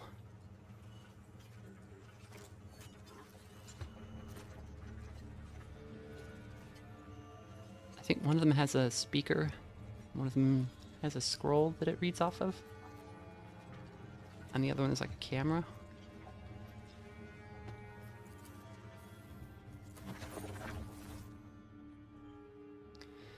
So we find the Surgeon Epion in the Medicae wing. Medicae is always going to throw me off. Find the Catacan Jungle Fighter Haymar in the Medicae wing. Find the Sanctioned Psyker Sorrow in the chapel. Is it Catachan? I think it is Catachan.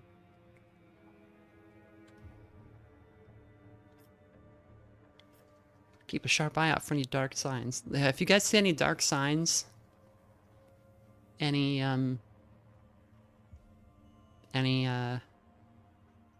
shady markings, any evil transpiring, please let me know. I might miss evil happening because I'm paying attention to the game. Awareness goggles, put those on immediately. Oh hell yeah. Oh yeah. They're starting to look like Skrillex. And not like a female Skrillex either. We gotta get a hat or something.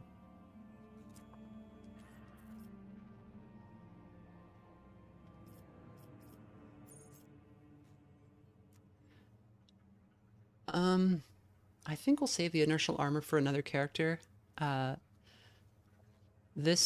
flak armor we have gives us 5% damage reduction, and we don't have a lot of HP, and we're a ranged character, so mobility is less important to us. Okay, Grub really wants to be fed, and I really want her to stop bothering me, so I'm going to take 5 and feed the cat.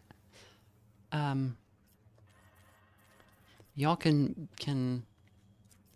contemplate female male Skrillex. Grub, say hi to the... Say hi. Say hi, baby.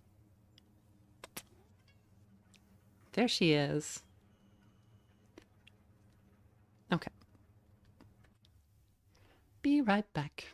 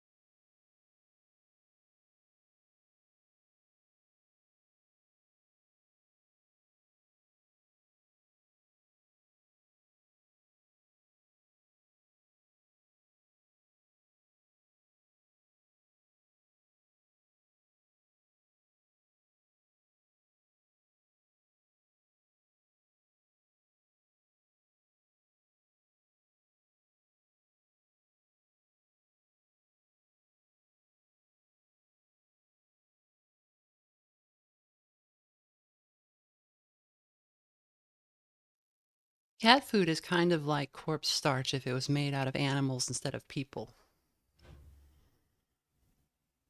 That's my observation.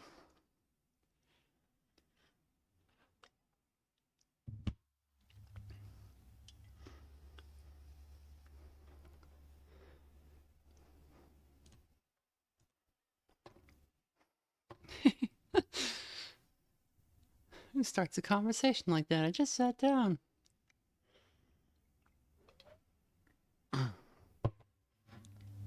I have switched drinks to CO2 coconut water with pineapple. It's not pineapple enough for me.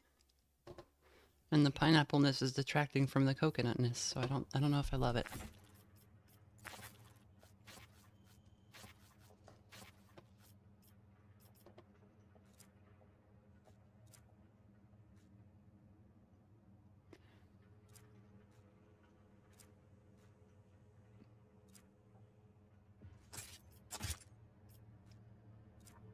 I guess we'll keep a pistol in our back pocket. I don't know if that's ever going to be important, though. I don't think it will be. Because if I remember right, staffs don't... Oh, I know one reason it would be. Okay, yeah. So if I remember right, staffs don't cause warp instability to go up, but if we're somehow locked out of using our powers, I think that will matter. A hololithic map of Scintilla and nearby void objects, compiled with the greatest diligence and covered in thousands of annotations. Oh, those void objects. Ships and little satellites and shuttles and...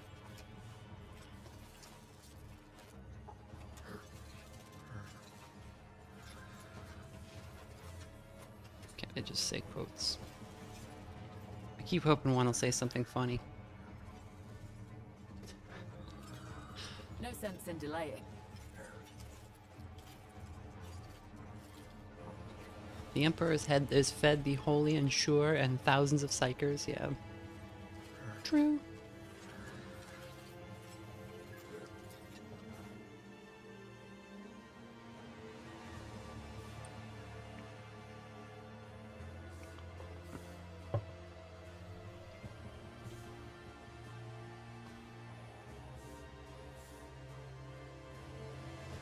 There's a bit of lore. So the Emperor, if you don't know the story, the Emperor of Mankind is a superpower. He's the most powerful psyker who ever lived. He was a great warrior. He seemed to be very old. He showed up, like, stories say that he showed up throughout humanity's history to, like, play a small part, and then one day he took control.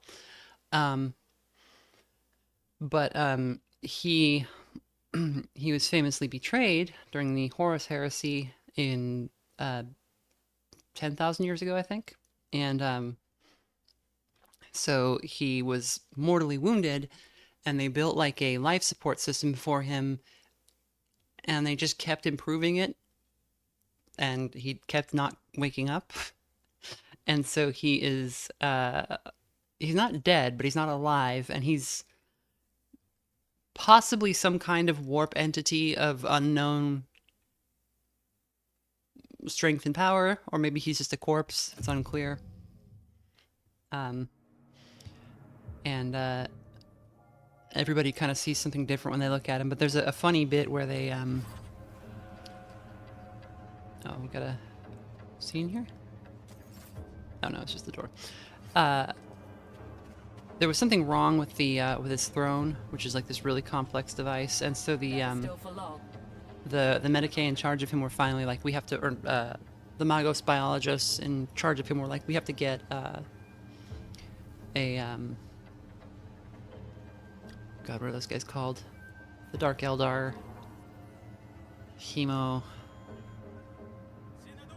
Homunculus, which is, sounds like a homunculus, but it's not. They're like, basically like flesh wizards. They have such amazing medical technology that they can clone a fully grown Dark Eldar from a single cell and transfer the soul from to the new clone body before it can get snatched up by Slaanesh. And you know, these guys like need torture to live. Like they have to torture people to live, and there's terrible technology and just really awful people. And he was looking at this thing, he's like, oh man, you guys are nuts. Like, just the he's like, I can't believe you would do this to somebody.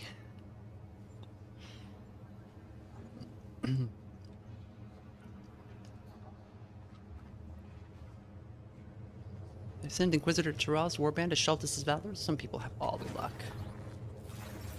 Okay, do we have a map of this area? We do.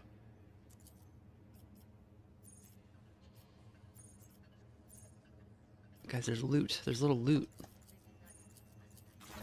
We have to get this loot. It's gonna be over here.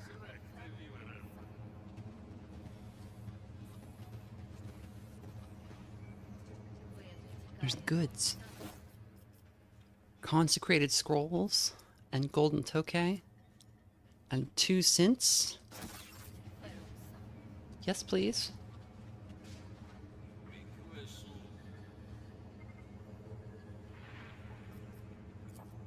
What's this thing?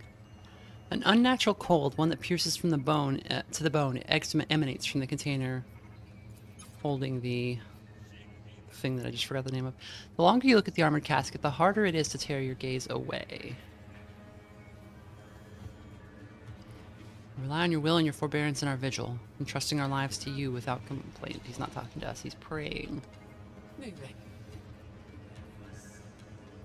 Okay, so they're trying to figure out what to do with their thing. Here's Toma.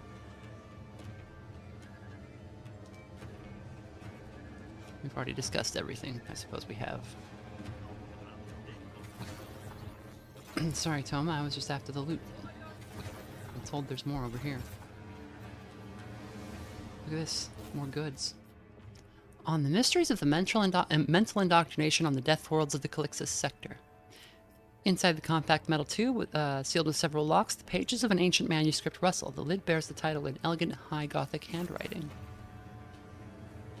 Are we able to read that?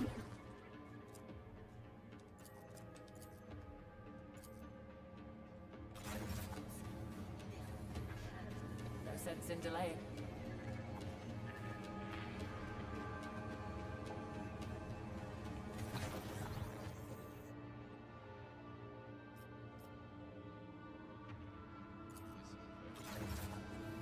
Guess we head over this way. So let's meet our party members. In the name of the God Emperor, we guard.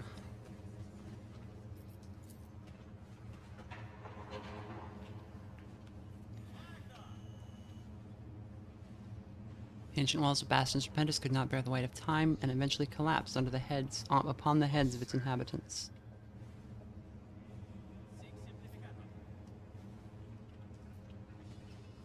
So it sounds kind of like this this world is maybe falling, like parts of this world are falling apart, like literally. Some of the lower sectors seem to be collapsing. Fake Sister of Battle, what's this about? I wonder if we were meant to be able to see that.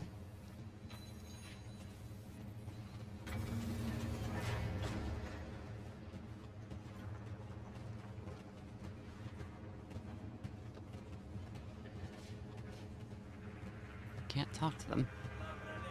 That might be one of those things that's supposed to be a surprise, but they forgot to make the character change their name.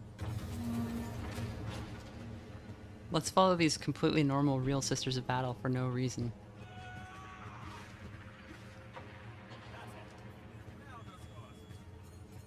What the heck? Oh, I see. I'm Sister Magnolia. I'm not that damned creature wearing my face. Look at her. Look into her eyes. It is an abomination, a servant of the ruinous powers. Okay, so there's some Inquisition going on in here. Alright, we'll leave it to it. How long ago did you discover this woman, Sister Magnolia? Did she attempt to harm you? Oh, I like the shadows. That's fun. Yesterday morning in my cell, she was standing completely naked beside a shattered mirror, then attacked me with one of its shards. As I'm sure you realize, I do not keep mirrors in my abode.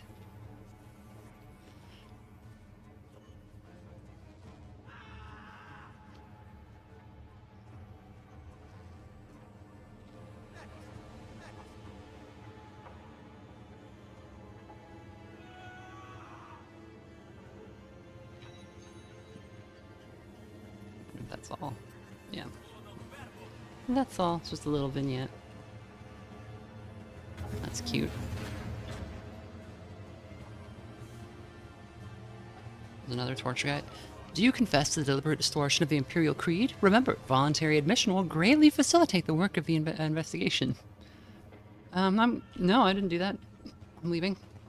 Keeping my eyes open. There's just like this huge torture dungeon back here. Because of course they would have this, but I'll tell you everything, Master Interrogator. Everything, and about everyone. About myself, too. About how I lied, betrayed, led others to heresy. Wow, torture works. Great job, guys. You got him. I also like that they have a an anatomical model in here, so they can refer to it while torturing to not accidentally kill somebody. No sense in delaying.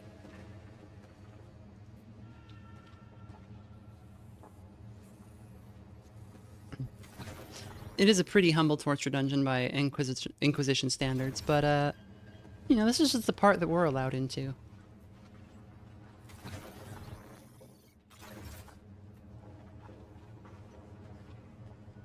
You think they'd have let us walk into the real torture dungeon? Oh.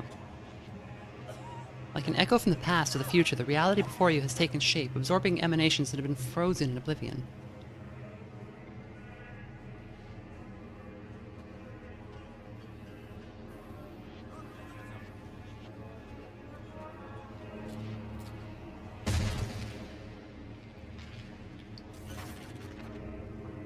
Clutching your head, you try to calm the pain that is tearing your sanity to pieces.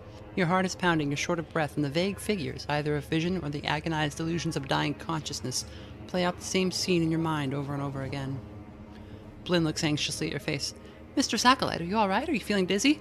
I have a stimulant, and we're not far from the infirmary.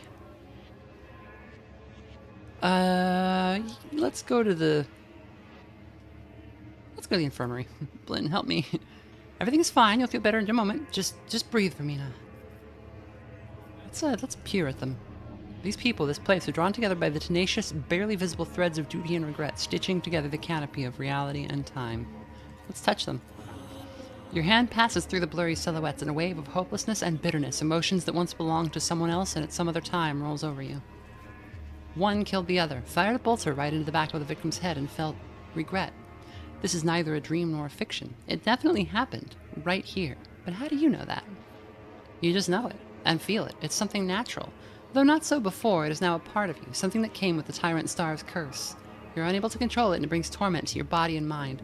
But if this is now an integral part of you, then perhaps one day you will find a way to turn this power to your advantage. Xanthite, open your mind to this new experience. You relax, allowing the pain to pass through you, and with it you are filled with someone else's emotions. Anger at an unjust command? Fear at the necessity of carrying out the sentence? Resignation that it must be done? Over time the pain subsides, the emotions dissolve, and the vision disappears with them. We're good. Pile of ancient carpet glistens with a faint stain left there by a cleansing agent. Fresh bolter fire scars blemish the ancient masonry. Inspect Wits 80. There's a strange recess in the polished niche. You make out two symmetrical pits with a bump underneath. Oops. Those disappear a little fast. Okay, so we can put something in.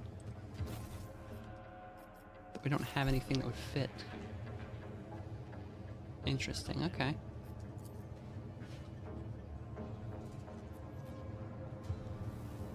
That's not heresy, it's just xanthite. Heresy would be if I said that I liked it and thought it was good, and not that it's bad. If I just say I disagree with this, I can do anything I want. I don't like doing it, but it works.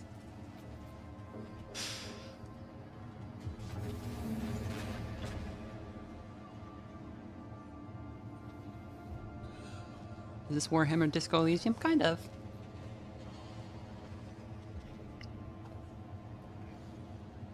It is a detective story. No sense in delaying.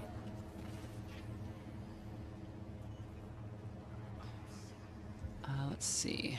The infirmary's overcrowded. There are even more who cannot be saved at all. Oh, okay. Oh, is this everybody's waiting in line to be seen?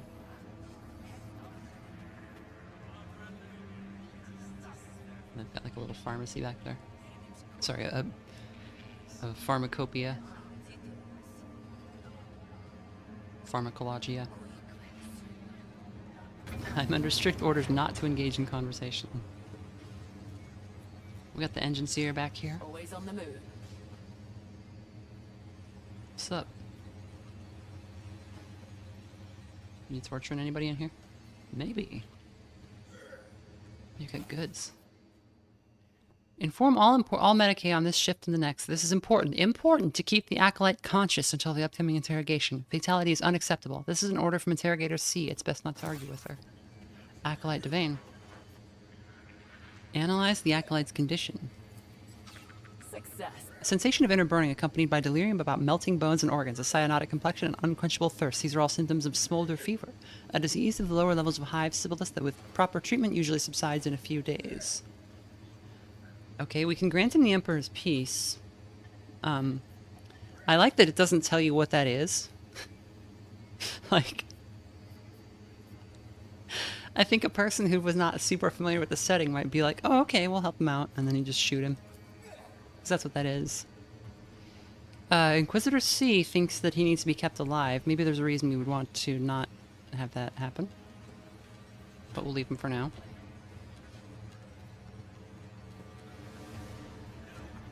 More goods.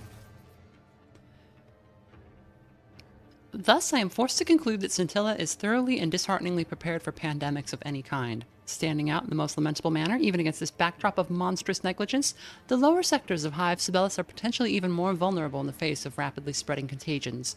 I can state with full confidence that both local infectious agents, such as those found in a veritable sea of chemical waste, and external ones, and we check for the presence of Somnus Rationis, find a clear path to proliferation. Submitting petitions to the Magistratum for the allocation of resources for anti-contagion measures has not met with success. A 24th attempt with an updated list of arguments must be undertaken. Cool.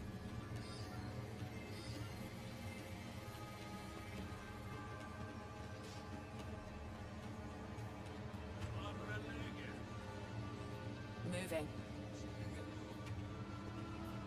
It would be amazing if there was just always a button that said grant him the Emperor's Peace, just like on every character.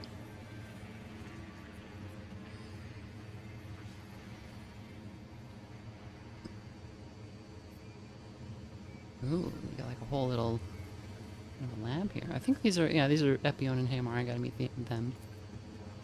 Resolve. The acolyte is pale, his breath barely perceptible. Yet despite the horrific wounds, the Bastion's Medicaid have managed to tear him from death's grasp. The text would be up long enough if I was not trying to read it aloud, but it does go by a little quick for purposes. I wonder if that's an option. Gore on. This guy, grant him the Emperor's mercy as the new Abelard announced me. I guess so, yeah.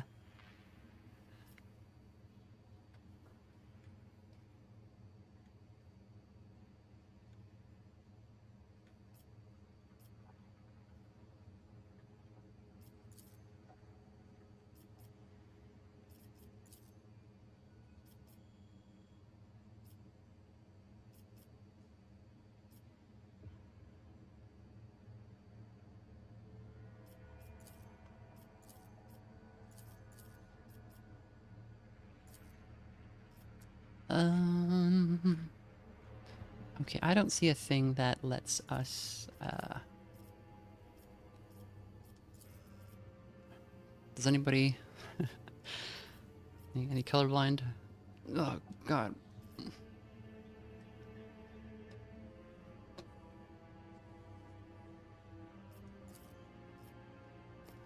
if we turn them all up? What happens? Is this heresy?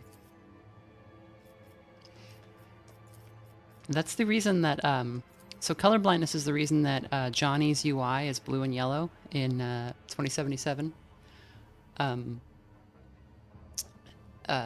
Reeves is colorblind, and so they just decided to do it as a nod to him when you're playing as Johnny. but it becomes like a hint that you're playing as somebody else all the time. It's just kind of a funny thing that it... Turn on 90s space mode. In the grim darkness of the far future, there's only war. Okay, but what if it was huge? And we're gonna play at 30k scale. Okay. It's a joke for like the 5 people who have actually played tabletop in the audience.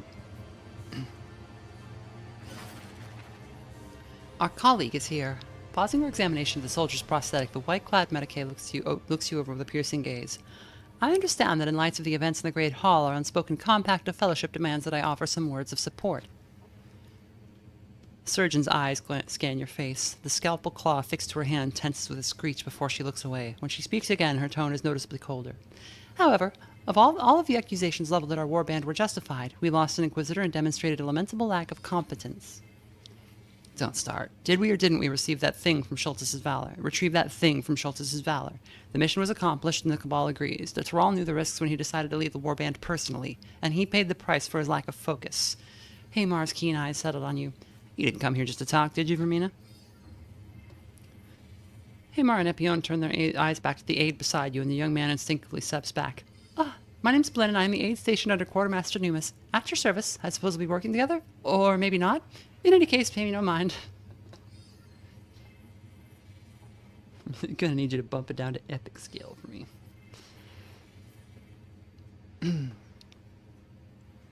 What's everyone's status? Unsatisfactory. I would prefer to decline further explanation. Haymar rubs the muscles just above his augmented leg. A few scratches, nothing up you can't fix. Lord Inquisitor Anton Zerba granted me his patronage and tasked me with assembling a warband to carry out a mission. Haymar lets out a low whistle. Not bad. And you want us to work for you now? Could be worse. You strike me as someone who knows how to prioritize. Epione's hands freeze above the prosthetic. You notice a barely perceptible tremor in her plasteel claws. I must request a deferral in the execution of this assignment. At present, I have more urgent tasks to attend to. Medicaid 90%, I guess, is our... This is not a request, it's an order from the Lord Inquisitor, and your opinion holds no sway over it. We cannot succeed in this mission without your exceptional intellect and medical knowledge. We're being sent to the lower hive. I'm certain there will be much for a physician of your caliber to study there. We failed? Epione gives you a peculiar look. I would prefer to confine myself to my own research. We cannot succeed in this mission without your exceptional intellect and medical knowledge. What? Blatant flattery is even more insulting than covert manipulation. Okay, how about I just tell you? This is not a request, it's an order from the Lord Inquisitor, and your opinion holds no sway over it. A metallic scrape rends the silence of the autopsy chamber. Epione slowly unclenches the hand bearing the scalpel claw. When she speaks, her voice is surprisingly level. Appeal to the authority of a superior. An acceptable argument. Acolyte Vermina, I am Epione Spes, Medicaid Acolyte, reporting to you. I stand ready to execute any reasonable order, provided it does not endanger humanity or the Imperium. Haymar simply nods you. Haymar Devos, at your service. Devos, Devos, Devos, Devos.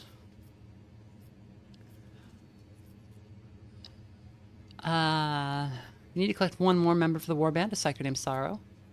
Epione's face darkens. Another psyker. As we have had occasion to witness, the presence of such an individual poses a significant danger to the entire group. Just stand clear when he explodes, Haymar flashes a grin, or when he makes others explode. A most sensible recommendation, Haymar. I shall endeavor to follow it. It is unclear from Epione's tone whether this is sarcasm or a genuine intention. Oh. I like Epione. That's pretty good. So here's her arts. I'll check out Haymar's in a sec. She's got the claw.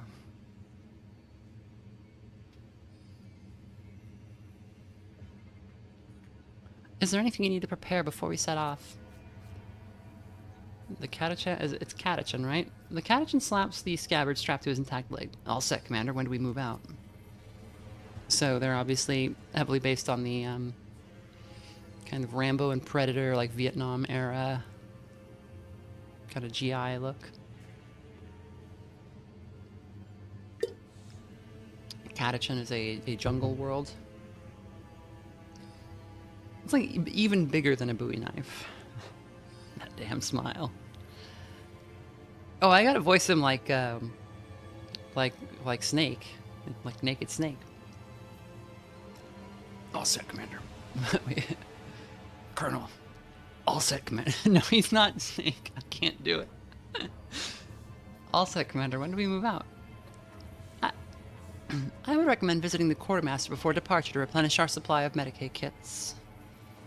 We have 2 assignments, one in the lower hive in the Maris Fortum Sectoris Hab Zone, the other in the Spires of Sibelius. Any thoughts on which we should handle first? We're heading to the Spires without an Inquisitor. Can't wait to see the looks on those polished faces when they see us. A coincidence of remarkable timeliness, ignoring Hamar's surprised look, Epion continues. The fact is, I was just preparing to file a request to visit that particular lower hive Hab Zone as part of a research team. I will elaborate further once we have concluded discussing the assignment. Ready to go? Time to stretch our legs. Never still No, that is not Solid Snake.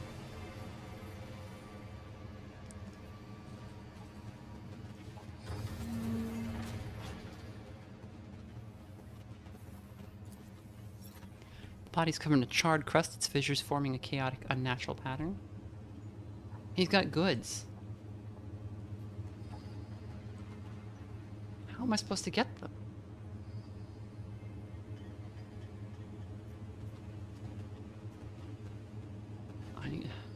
Servo Skull, go get the goods. Servo Skull? Fetch. Does anybody know how to say fetch in High Gothic? No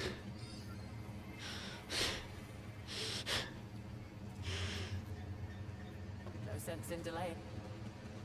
Stop impersonating him. There's so many good lines in Metal Gear Solid 2. I killed my soul.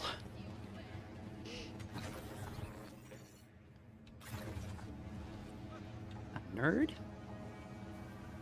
Colonel, I managed to avoid drowning.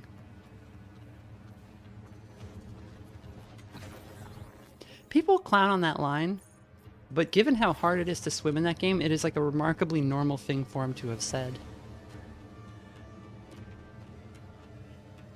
Gurney platforming action. Retrivius. I don't think it's Retrivius.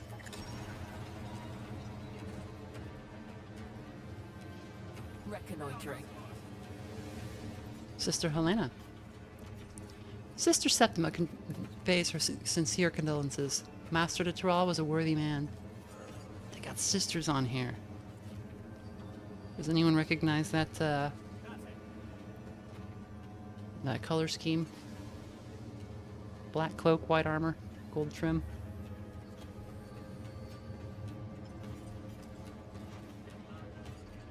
It's not Bloody Rose, is it? Moving. Right, I should tell you that Chronicle Keeper Craymore fell tragic victim to the corrupting influence of a heretical tome seized from some cult. Now the Archive in Serpentis is run by an even harsher old man. Who would have thought? Bloody Rose is black and red. Ebony Chalice.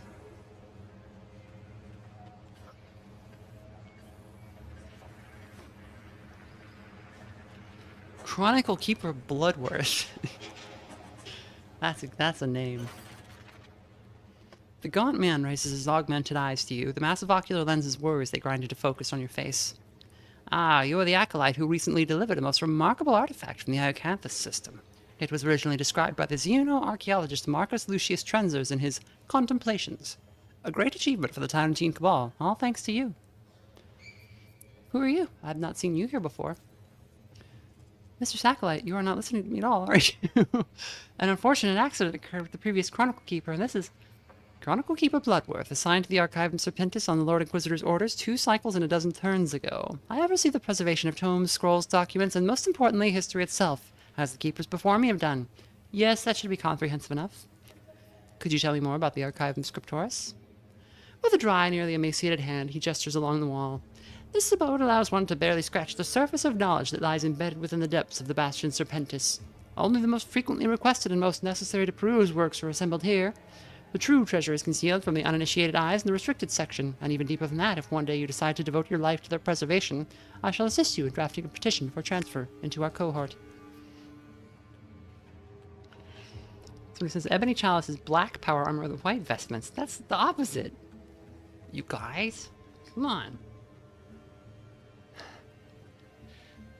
You're gonna get laughed out of the, Where do they live? Where do nuns live? A nunnery? That sounds right, but it also doesn't. Argent Shroud. Isn't the Argent Shroud silver armor?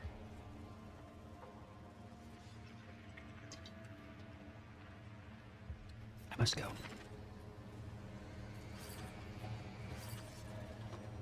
Its scream rings to the heavens. Devastation approaches.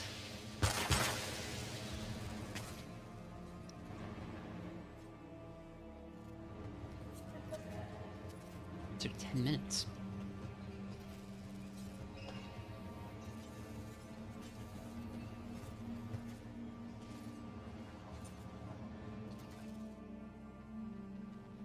Cursed sorcerer. It's high time all of their kind were put in psi shackles and sent down to the detention cells. Yeah, you're probably right.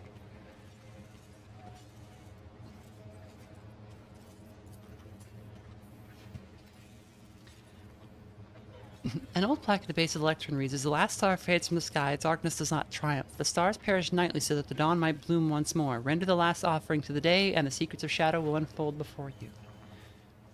It's a puzzle. It's a puzzle. Last star fades from the sky, darkness does not triumph. The stars perish nightly so the dawn. The last offering to the day. Okay. This is probably those symbols in the Inquisitor's office. But I think he's in there, and I don't want to go, like, messing with his stuff in front of him. Sorry, sir, we're just... puzzle. Life-crafted blades, transuranic charge.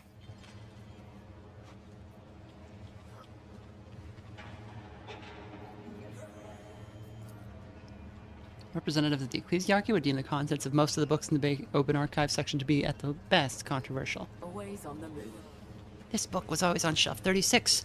I couldn't have just dreamed it. A binding the color of the night sky, gold-toothed comet. Effective. This ancient tome contains an impressive collection of historical essays, personal notes, lost chronicles, and encrypted documents regarding the founding of the Calixian conclave of the Inquisition. So I think this game takes place in the same sector as Rogue Trader. It's the Calixis sector, which is cut off from the rest of the Imperium at this time. Convents and abbeys, that's right. A nun house. Goods. Essay on the Morning Star? Come on, you guys. The weighty tome titled Liber Xenologis is chained to the shelf and covered so densely with purity seals that not even its spine is visible. None purer.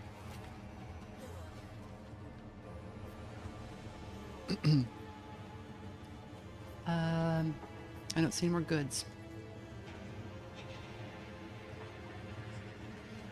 No sense in delaying.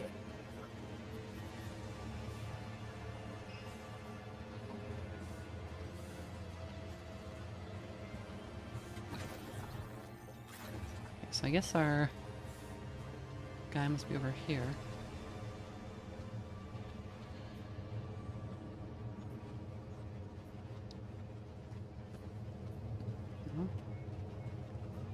Where's our man? Praise be to the providence of the God Emperor, for he has revealed to us the hitherto undiscovered tomb of Saint Sibelius. It is the sister of battle. Behold the grandeur of the holy orders through their relics, gathered over innumerable years of service to the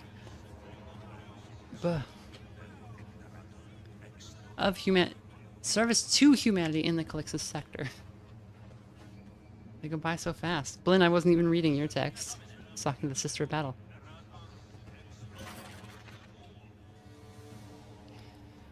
A slight, wiry man stands before the wall of memory, his gaze tracing the endless lines of script in quiet reverence. After a long moment, he turns toward you. His piercing blue eyes seem to glow faintly. Do you seek something, acolyte?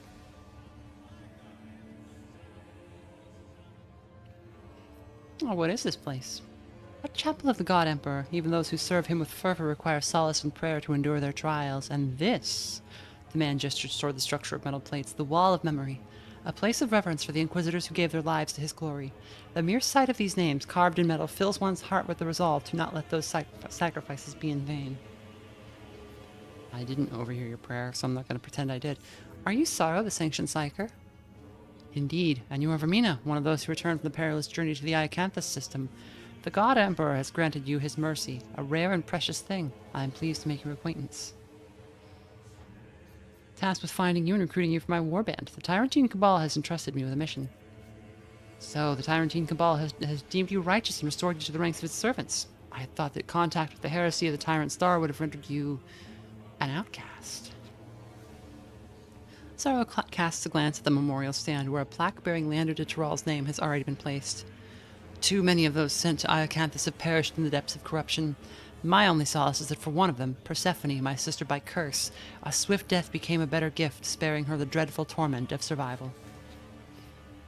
But that lies in the past, and now a new duty awaits us. I heed the Cabal's command and stand ready to accompany you to face new trials.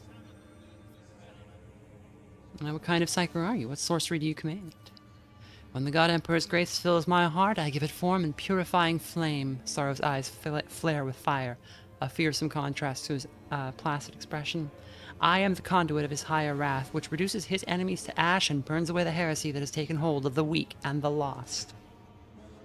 Epion quickly types something into her data slate, glancing disapprovingly at the psyker. Noticing your look, she shrugs. I took the liberty of drafting a request for an increased allotment of burn ointment for our team.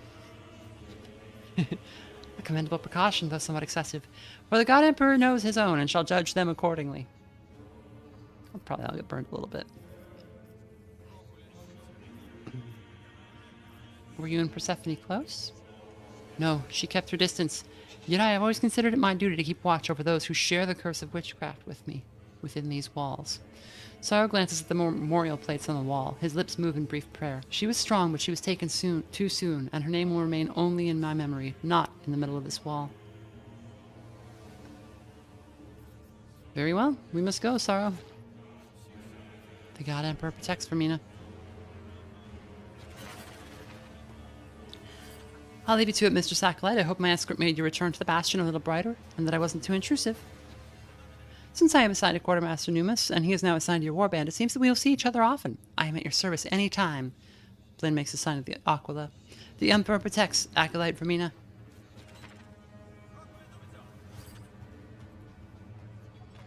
Oh, I'm sorry, the Coronus Expanse is what's cut off, yeah. Or the Coronus Expanse. The Calixtus sector is where... Is that just where Dark Heresy takes place in the books? That might be where I'm remembering it.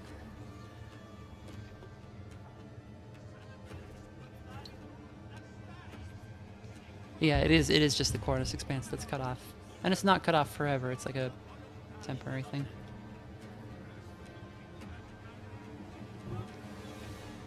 I guess depending on your ending. I'll say no more on that. The names of the thousands of fallen agents of the Golden Throne are carved into stone. Among them is a very recent inscription, Leander de Tiral.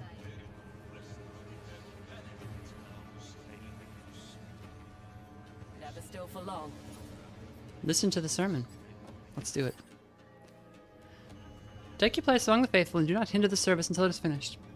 For they who doubt have already turned away from his light. Bow your heads and temper your spirits. Guard against fear through service, for battle scars are sacred marks of duty.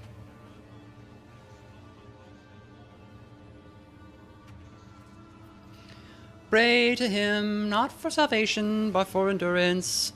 For they who stand with humanity to the very end are already saved by him.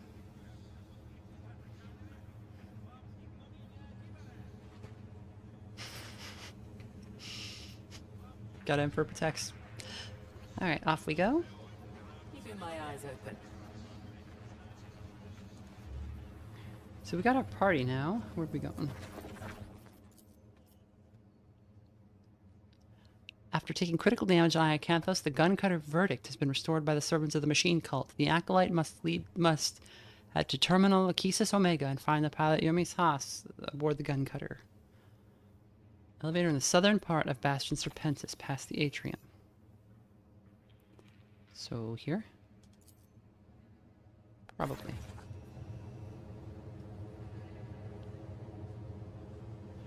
Yeah, I was doing the guy from The Princess Bride.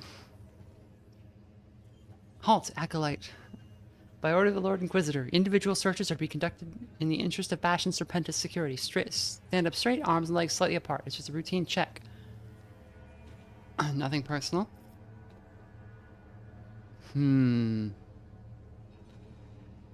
Yeah, but what if he's gonna steal from us?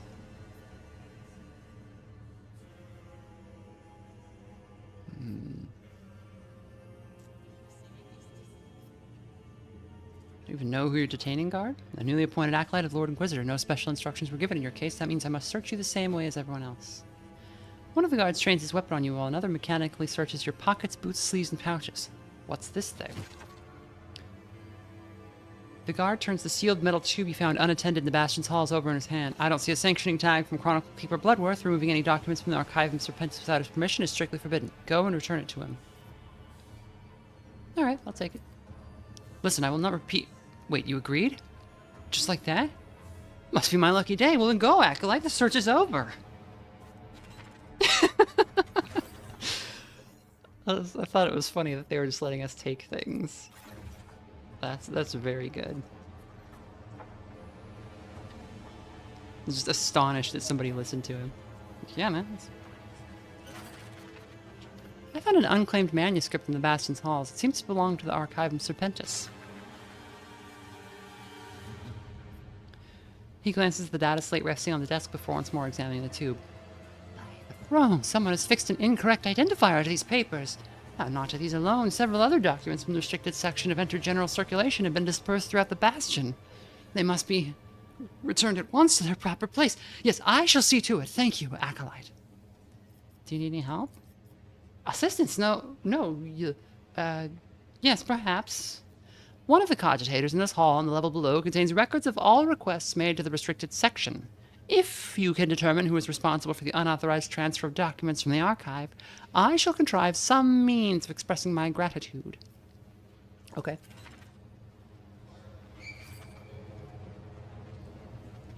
Keeping my eyes open. Because, like, every single guy he has to search in this hallway is an RPG protagonist. So, like, he's never, like, not gonna get shit for doing his job.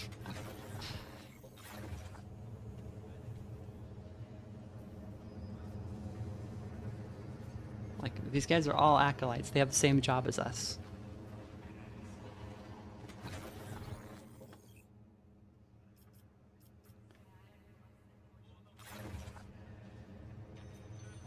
So I think we're going over here. Past all this stuff.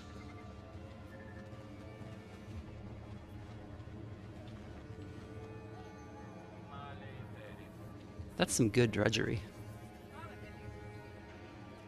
Like, full on, like, peg leg. Filthier than the floor she's cleaning.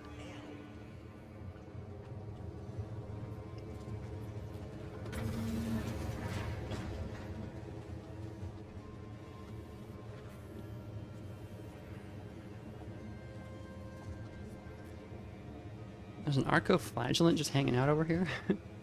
This penitent who chose the path of blessed atonement most fervently desired to serve the holy ordos.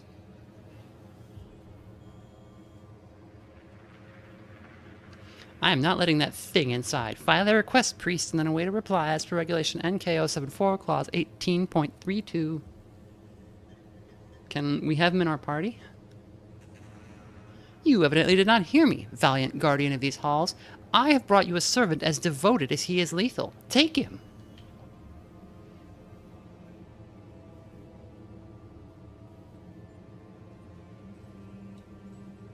I'm not personally authorized to take anything.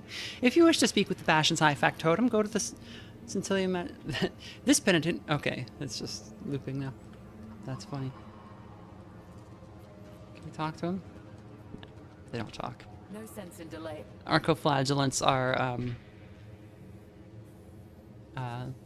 He's a flagellant, so like somebody who was like a frenzied servant of the Emperor is now hooked up to electric whips and like stuck full of combat stims in his spine that just deploy as needed. He does feel pain as he whips himself and is hit by enemy attacks, but it only drives him to further violence. And I just feel like we could have that guy in our party. You don't even have to let me control him, just have him like run around and kill people. Okay, so we get to choose a specialization. We get combat morale. Whenever this character applies an effect to an ally, this ally gains +2 morale. Combat support. Attacks made by allies within the character's influence or made against enemies within it gain +4 hit chance. The character gains +5 ballistic skill and +5 weapon skill. They also gain +10 awareness and +10 reflexes to their skills. Ooh. Oh, that's like all of... Okay. Demoralization specialist. We get a humiliation move. The enemy must pass a metal test with a -20 penalty, or they suffer -4 morale. If they pass, they suffer only a -2 penalty. Demoralization sounds kind of cool.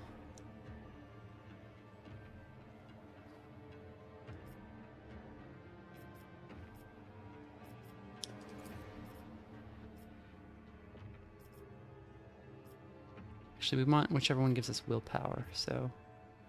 Demoralization or morale? We'll take demoralization. Yell at people.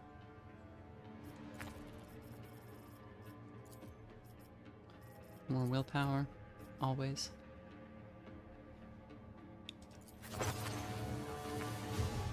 So Epion gets anti-armor, area of effect, burst fire, dual wielding, heavy armor, medium armor, or tactical maneuvers. So she's a healer. She had like a special healing implant. I haven't looked at that yet. I don't think she specializes in area of effects.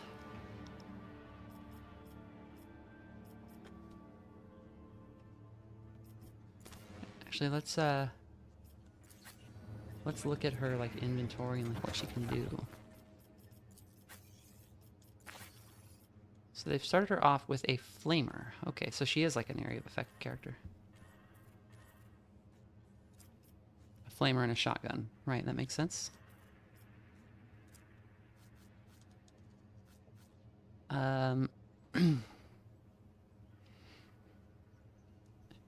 She's not super specialized for combat.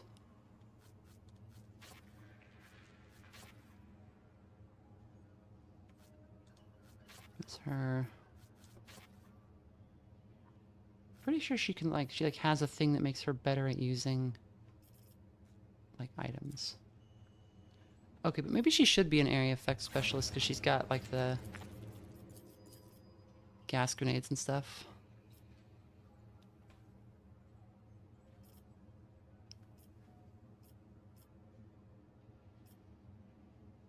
Tactical maneuvers might also...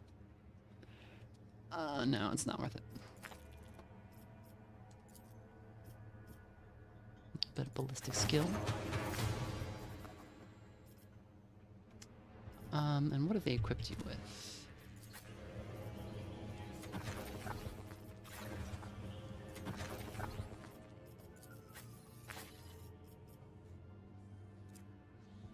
So he's got a heavy stubber and a knife.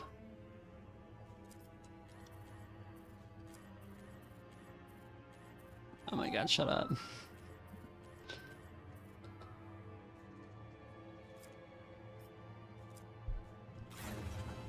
Kind of want to just leave them what they started with. So that's like burst fire, I guess we can do. Yeah, we'll just go with that for now. Now do we want to go ballistic? I guess so. Weapon skill might be fun though. Get him a little bit better with that knife.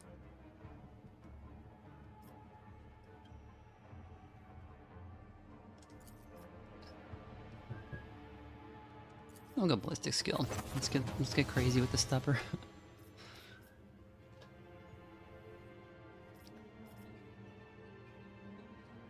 Okay, so he's got pyromancy and he's got... Please, sirens. Okay, so he's the same build as us. He's officer psyker. Or is he mystic psyker? He might be mystic. Sanctic gives Shield of the Emperor. That gives willpower. We'll just take it. And willpower again. Just go for that with your Psyker every time.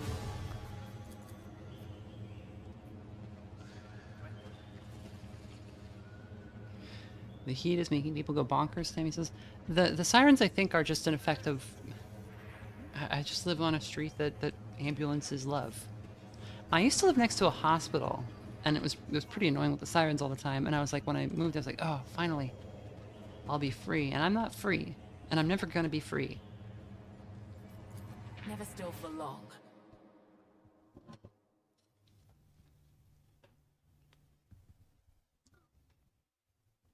When I'm old and dying, they're gonna throw me in the back of one of those things because my heart's going out, and it's gonna be the last sound I ever hear.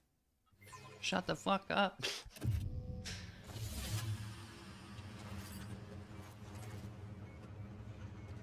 Get a tech priest. Let's talk to the tech priest. They're funny. Binaric Cognitive weakling. Acknowledge. Chart a course for the storehouse. Bring the tools. Your useful functions end there, you victim of a vile rust lord's work. It's not being nice to the servants. Now there's pretending to work and there's pretending to work. This guy is a master.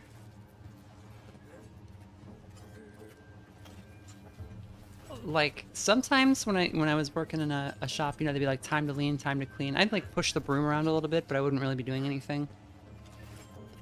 But like, this is next level.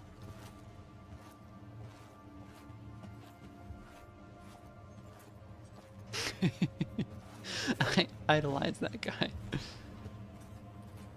Alright, so we need our ship, which is... somebody hands it.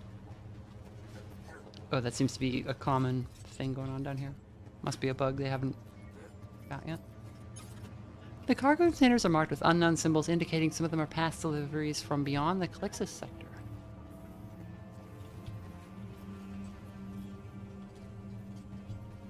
Okay, so we just go straight to the verdict. But there's stuff. I'm gonna look at the stuff. Inspect.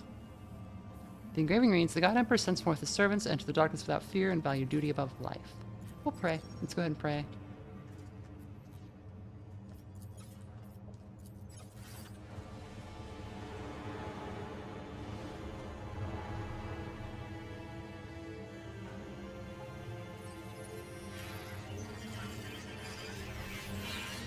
Any honorable servants of the Master of Mankind in chat?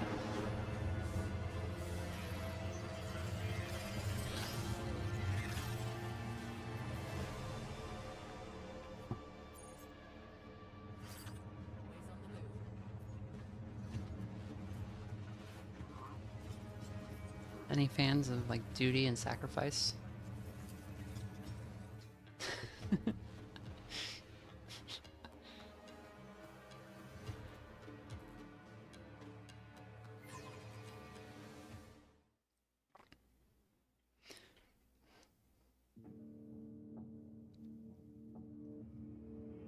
Share this meme with 3 rightful servants of the Emperor.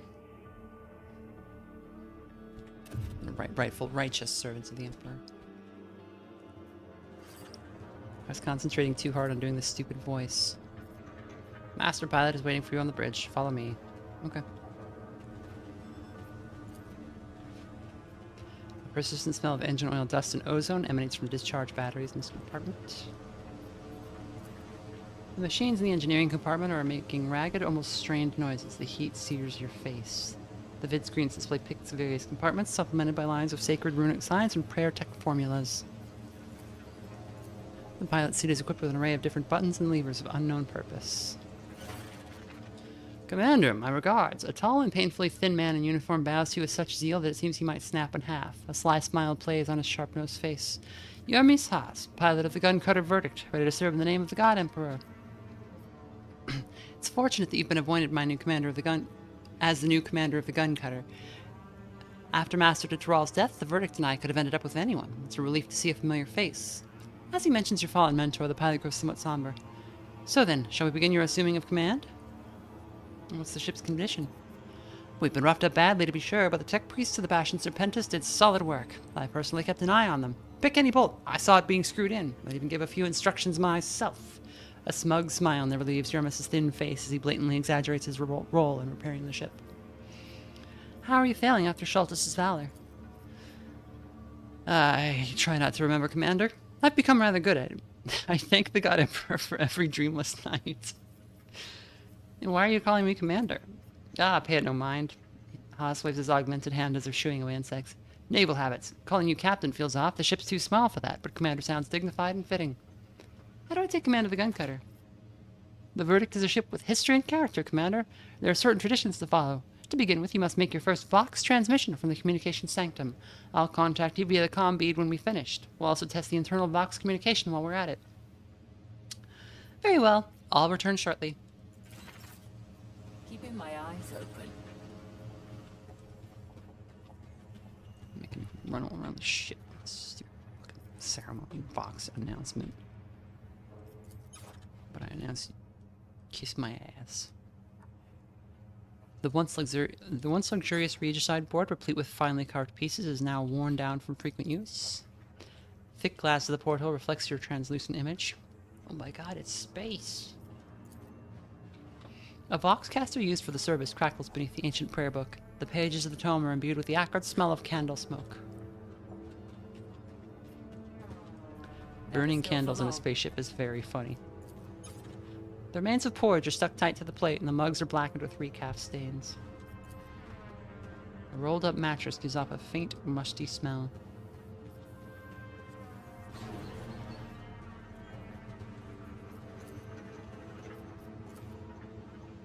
I saw that.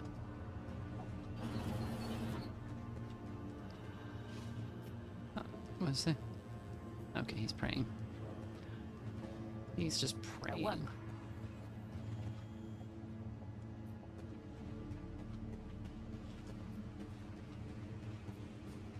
Motherfucker's always praying. Okay. Odd. An old tome describing surgical procedures. There are fresh notes scratched into the fragile pages. A hulking diagnostic module crackles softly. One of the flashing lumens is smeared with dried blood. Idling about, eh? Drop by the armory when you have a spare minute. I'm no cog priest, but I know a thing or two about weapon maintenance. Never still for long.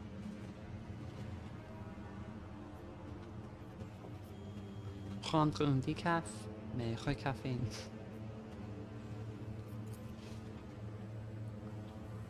Storeroom shelves are full of provision boxes and other supplies necessary for the ship's ongoing operations. Take a decaf, but it's recaf.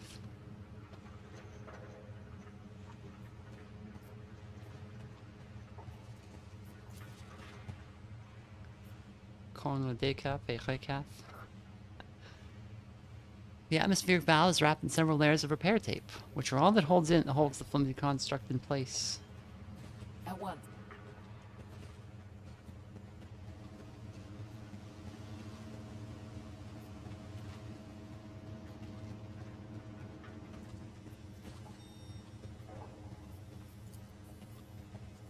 Unfinished reports are scattered across the table. The half-empty glasses give off an aroma of stale amasec. An empty board intended for the visual placement of investigation materials. Blah. I can speak English without stuttering.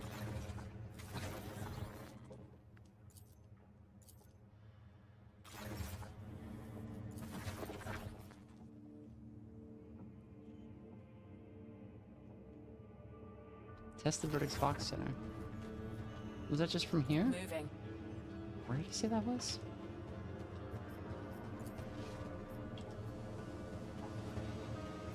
Is it here on the, It's not.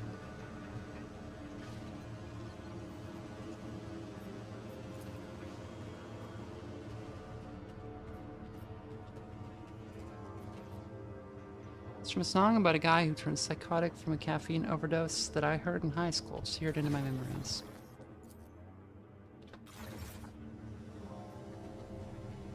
Never still for long.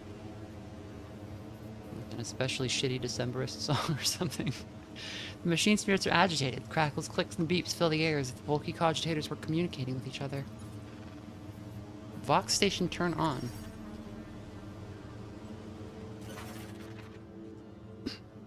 The comm beat in your ear activates. Yoramus's voice cuts through the static. The God Emperor protects. How do you read me, Commander? I hear you. Not very clearly, but loud enough. That's good enough. There was this one time when I contacted a comrade over the internal box and he started responding. Then it turned out he'd been dead for 3 cycles. Well, I immediately leave the rest of the story drowns in static. I'm done with the communication sanctum. What's next? Servants of the Adeptus Ministorum have delivered a new tome of ship's litanies to your quarters, Commander. You should collect it, and while you're there, see how everything's been set up for you. Exceptional comfort, you know. Pass out. Keeping my eyes open.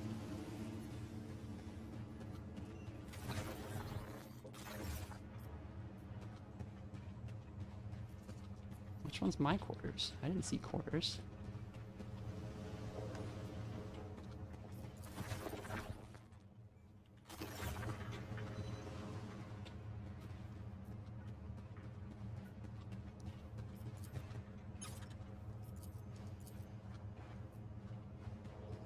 Chapel.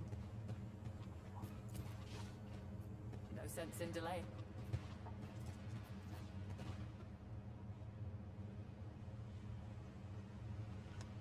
That'd be it.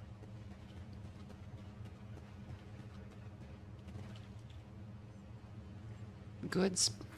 We got goods. The God Emperor guides us, Commander. I have no clue what happened in the last book, but aboard the Verdict we have custom. The new captain places a tome of Litania Voidus in the ship's chapel and offers praise to the God Emperor. So you'll need to go to the chapel, too. Heading to the chapel. Never still for long. Luckily, it's right across from where I sleep.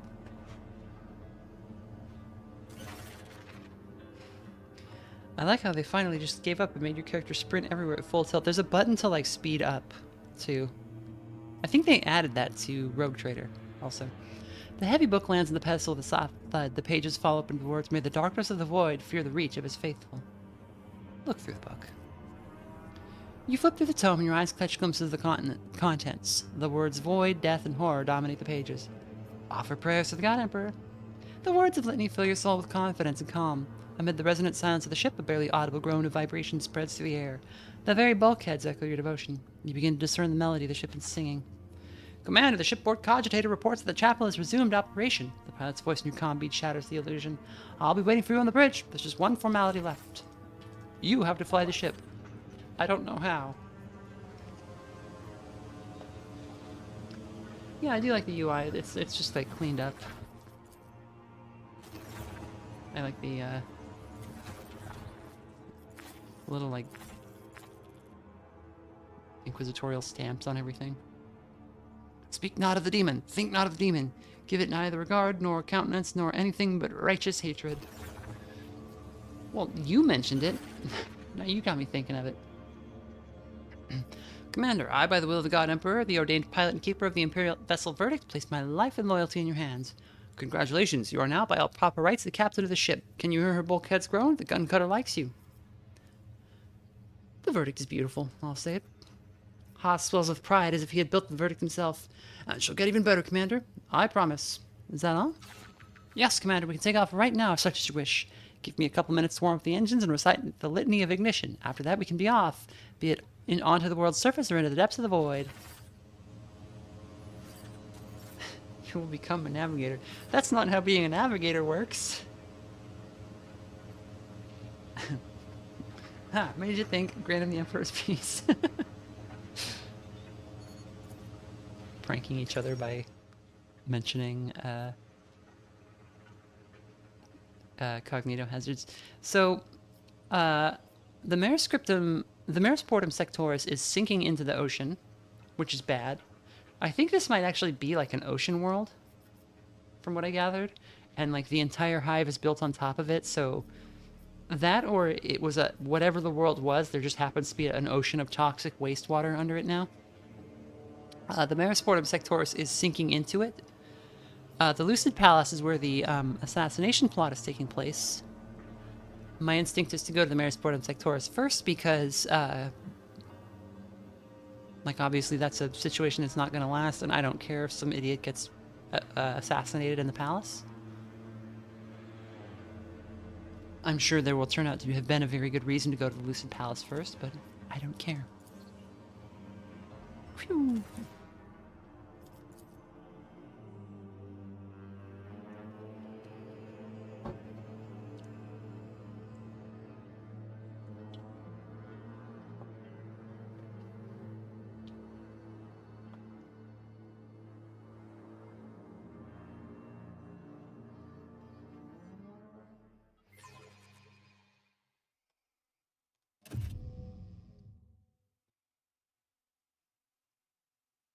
Out!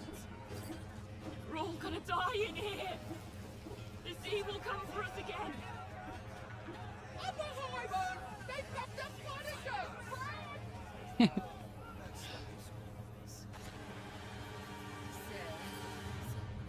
Okay.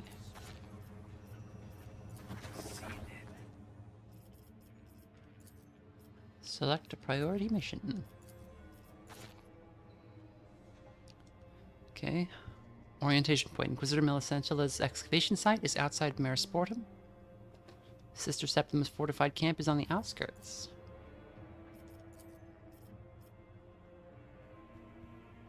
Still keeping an eye out for dark signs.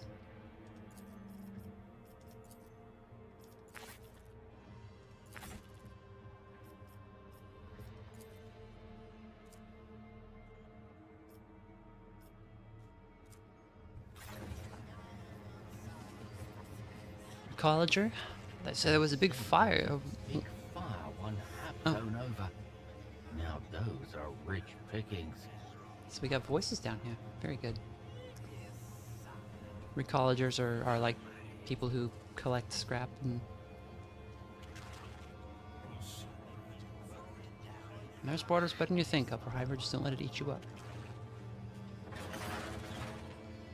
Hello there, Upper Hivers. You need to know a couple of things before you go any further. The grimy man proudly shows off aluminum tattoos glowing dimly under his skin.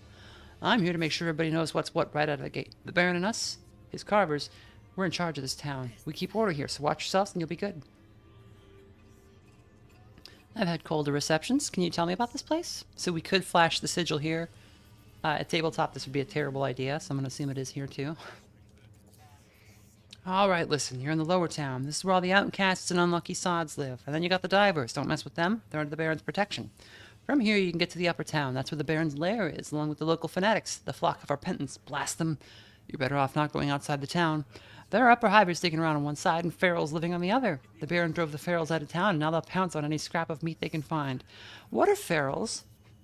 Oh, they used to be a small problem, but ever since the Baron forced them out of town, they lost their minds from hunger. Oh! Who are the divers? Local fishermen. Fish. Okay. Who are the flock of repentance? They're fanatics. They scorch their feet and break their fingers in the name of the God Emperor. And the upper hivers? The likes of you, right. Why did I ask that? It's one of those things where you just click it because it's an option and then you realize it was a really stupid question. I believe I have a full picture. I must go.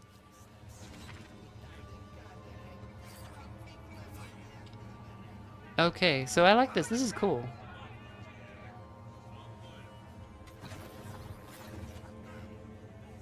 I'm told there are goods down here. Moving.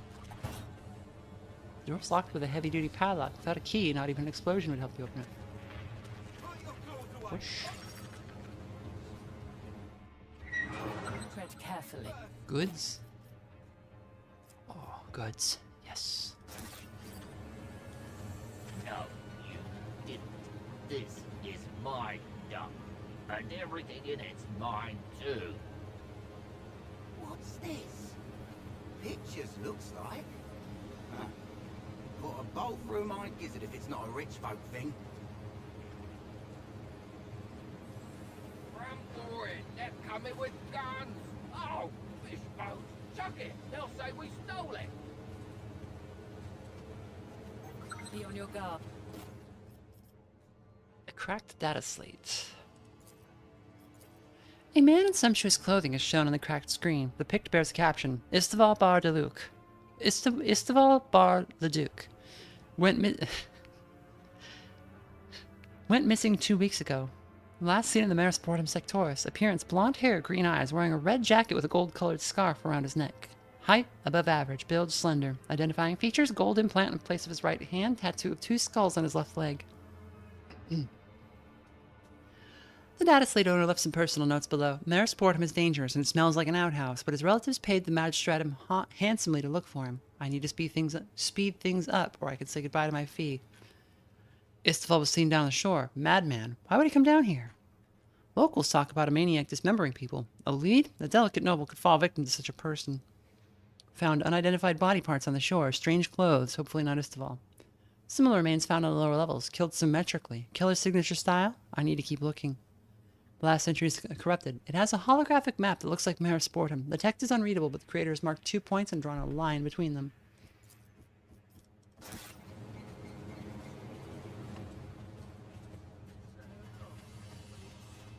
Haven't seen Quran in a while. Reconnoitering. I've got the wrong man! Oh, let me go, and I'll tell you about the witch who lives near me! Here we go. Look at this! Found it by the hole in the ground! And there's plenty more in there too, fellas! There's a good old-fashioned mob. It's only right to share our finds. How about we divvy it up fairly for everyone, eh? It's only right to... Oh, look at this! Found it by the hole Crown in of the ground! onlookers prevents you from Plenty more approaching in the there too, chest. fellas. We'll never get out of that important chest. What's going on over here? Never still for long. Eternally reign on the golden throne. Holy terror arises. Okay, there's like a comm antenna, so we could change our party. Locals have blocked the passage to the other side to keep the sermon-excited crowd from forcing its way into the residential district. So these guys are flagellants. The ones that we've been warned about.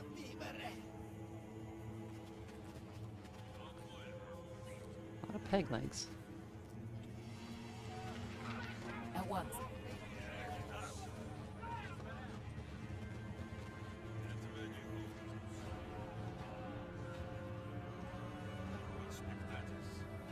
Yeah.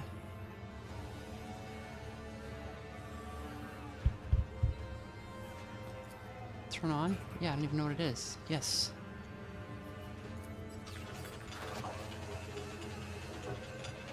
We got something.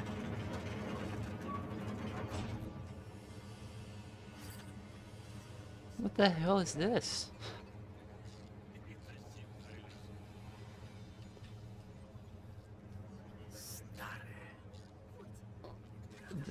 I didn't realize that this is like a some kind of a leviathan. Just here for the goods. Saint Sibelius, send me a heavy shift, so that by my work I may glorify him. Moving. The third rule for keeping the pipe clean: don't leave pieces of your body in the pipe. The fourth rule for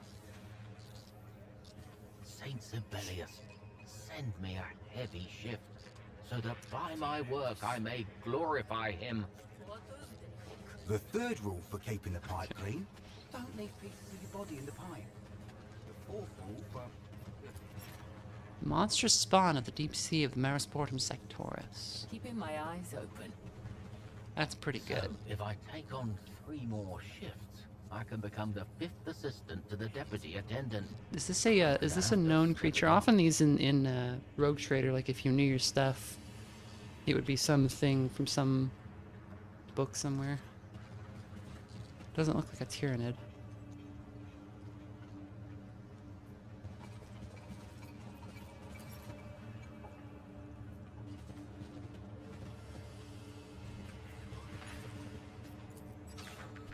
A woman swathed in rags quite skillfully avoids drawing attention, her eyes intently sweeping over the people around her.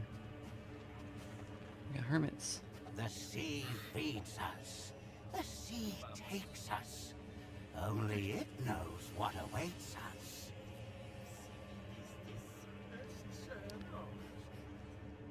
The two mouths remind me of Sliffer the Skidrung.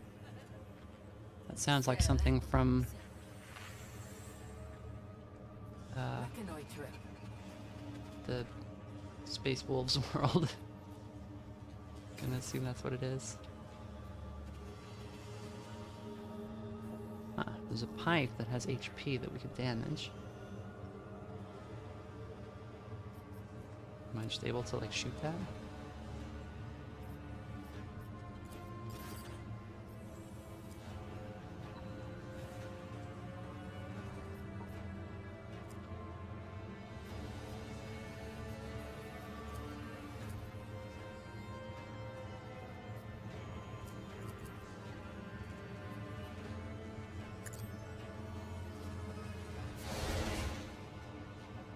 Destroy this pipe.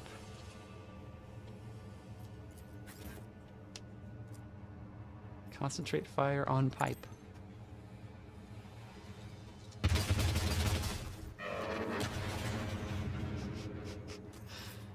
People live here. Like, we just broke that. How do we, like, end combat?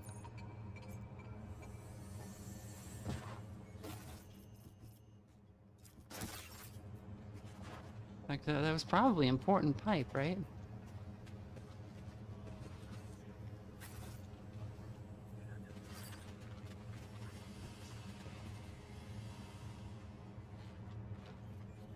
Slifer the Sky Dragon is Yu-Gi-Oh! Oh, okay, you melted and correct. I thought you were like saying like some like pseudo-Scandinavian word, not just horribly misspelling Sky Dragon. The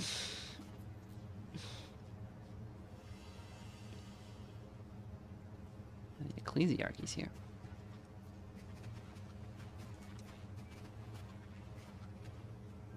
Nicholas and Vita.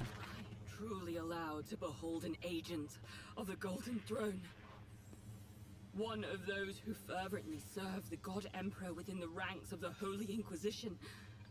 Saint's blood. I can hardly believe it. Do you guys think she might be like a little too excited about this? So I think this portrait is dimmed because it is not a is not her portrait. I know some of the portraits are not like in their final state, but I think this one actually just might not be her. I am Deaconess Invida, a servant of the Adeptus Ministorum. By the will of the God Emperor, Cardinal Ignato himself has permitted me to bestow blessings of the Scintillan mission upon the worthy.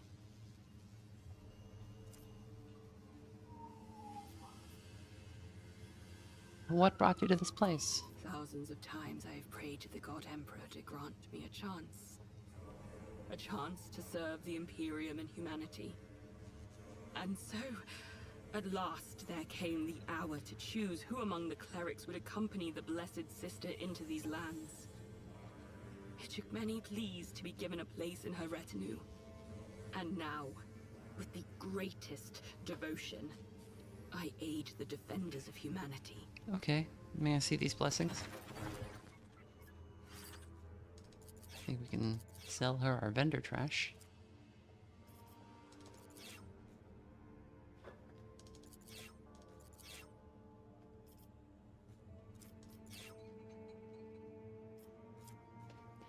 Multi-keys, these are lock-picking tools. We cannot afford that many. I don't think we have anybody who can like use them, but we may as well. Melt to charge. No, I don't want two, I want one.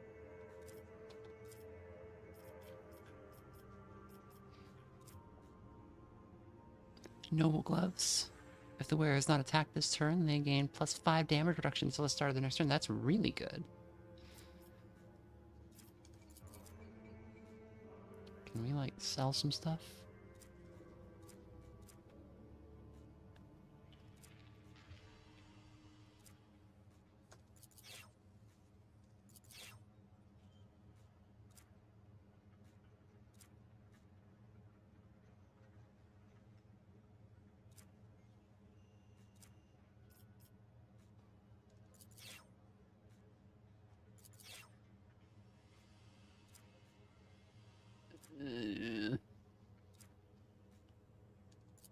hard to know what we might miss, but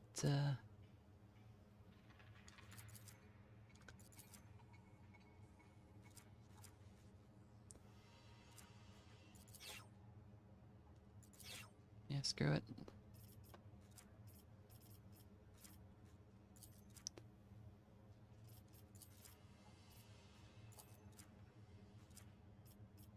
Okay, that's one of the... So these are 3 kinds of keys. Machine rights, multi-key is like a lockpick, and a melted charge is for breaking things. Alright. Deal.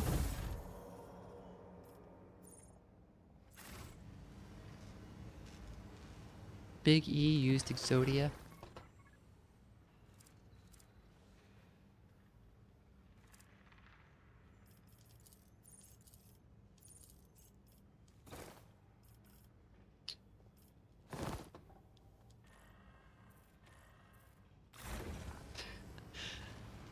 This jabroni sunglasses, it looks terrible.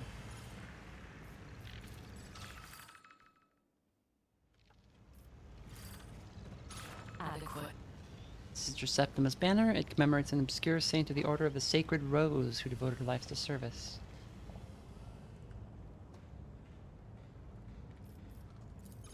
Any knowers of who that could be? Reconnoitering. Oh, she's right here. Inquisitorial's acolytes.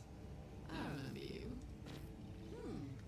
Rarely does one meet acolytes who bear the burden of their duty with such zeal.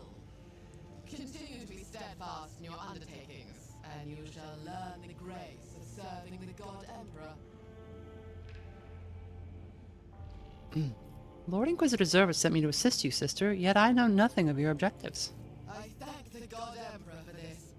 Corruption cannot disturb an empty mind. For now, you need only know what I tell you. First, Inquisitor Millicentilia has lost the greater part of her servants in this half zone. This has slowed her investigations, and consequently, our joint work. Find out what happened to them as soon as you can. Otherwise, Inquisitor Millicentilia will be forced to spend time she should be devoting to saving Calixis. Second, my servant Dirkus was to make contact with the local preacher Ursimus. His orders were to question Ursimus and bring me the particulars I require. Dirkus has the gall not to present himself before me. You must descend into the bowels of this rotten place. Learn where Dirkus is now, and bring him to me. You will recognize my servant by the robes of the ecclesiarchy, black hair cropped short, and the implant plate set into his forehead. So your servant, Dirkus, went to see Ursimus beneath the earth.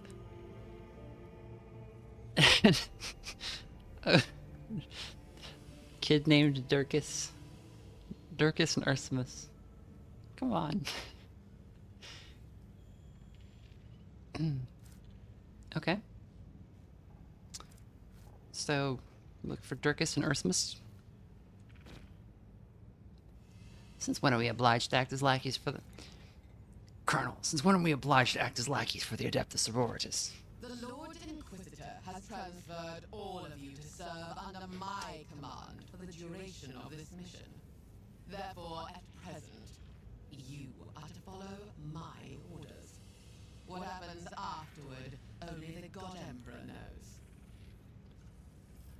Alright, do you work alongside Inquisitor Millicentilia? Inquisitor Millicentilia is conducting her own investigation here. Her efforts are, without doubt, directed at supporting the Tyrantine Cabal. Yet, upon learning of my arrival, she did not see fit to join my righteous mission.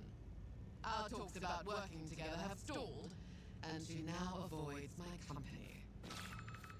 Her frosty tone leaves no uncertainty. Despite her attempt to make light of the situation, there is no love lost between the Sister of Battle and the Inquisitor.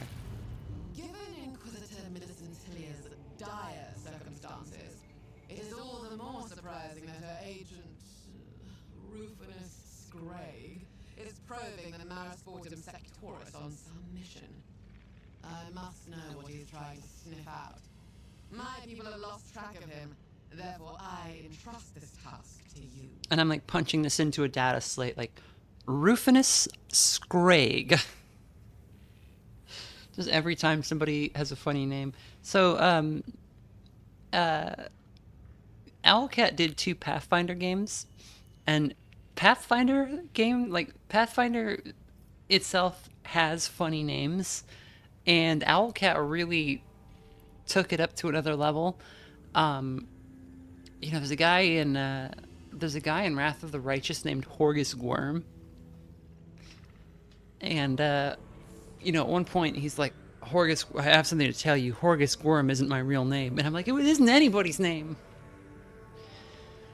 It's amazing. So I'm glad to see that we're back on our bullshit with Rufinus Scragg. According to the report, the agent bears an old burn covering half of his face, and an augmentation on the lower part of his left leg, below the knee. These distinguishing features will guide you in your search. So Scragg's whereabouts are unknown to you. He who is charged with watching the agent failed in his duty, and now pays the price for that negligence. This, however, was merely a temporary lapse. I'm not going to do that. Yeah, I'll do it, whatever. It is heartening to see that you grasp the significance of this mission. Are you suggesting we search the whole Hab Zone to find, was it Durkis? To avoid fruitless searching, go to Confessor Ursimus, head of the flock of repentance. He dwells in the so-called Upper Town. You will find him at the very top. The workers' devotional service should be drawing to a close, so you may pass through the gates freely. Says I sent you, and he will reveal every secret. So go to the service to find Durkis. Talk to Ursimus. With the flock of repentance. You arrived with precision taste. Our Judge Durkis could not have been swept away. Losing my mind. with surge. Bring him to me alive and whole. Okay, so we headed to Merisportum before going to the Spires. So Septima's thinking, like, this is kind of a hint that if we had not come here first, Durkis might have died. Find the preacher Durkis and return him. The objective is clear. I am not finished yet. Oh. Since the last tidal surge, people have been disappearing from these parts. Most of the missing were certainly swallowed by the raging flood, yet others vanished afterward. People continue to go missing. On some nights, as many as 50 can be unaccounted for. Among other tasks, you must discover what became of those unfortunates, and who is responsible for their disappearance. That is all for now. Go and see to it. Okay.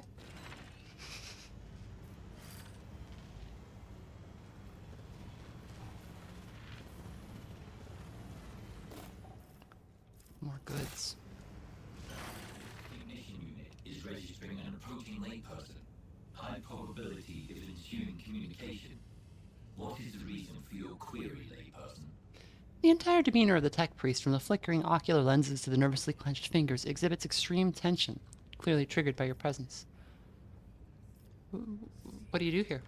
Isolus M88 provides maintenance for sacred mechanisms in the service of Sister Septima's detachment. Currently, primary duties are not being executed due to unsolicited communication, causing the unit to experience Tier 5 torment. So he just told us who he is, but the option exists for us to be annoying. This cognition unit carries the designation Isolus M88. He is part of the Late World Fleet's contingent stationed at the Expeditionary Corps in the Marasport and Sectorus.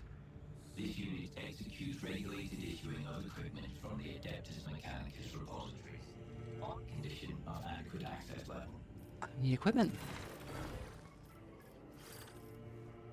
So he's got similar items. Bruiser armor. Why does it look like Iron Man? Will this make me Iron Man? Metal threaded cloak. Whenever the wearer's heavy armor durability Reaches 0, they gain +5 damage reduction. Archchemist Mantelet? Oh. Spiked heavy gloves?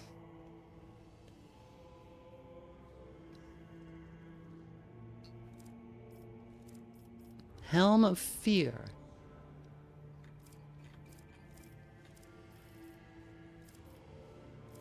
What if you went into battle and there was a guy with a really scary helmet?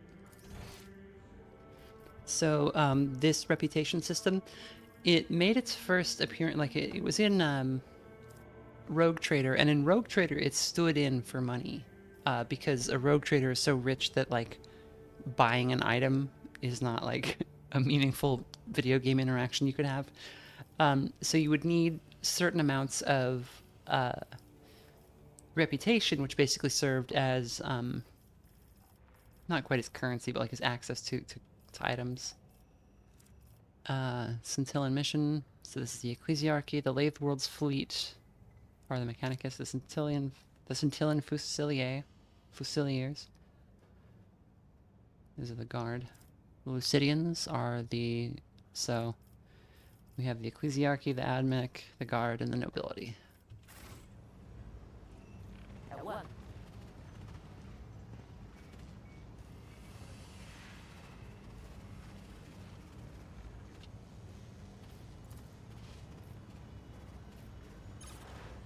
The burned corpses smell of promethium and incense.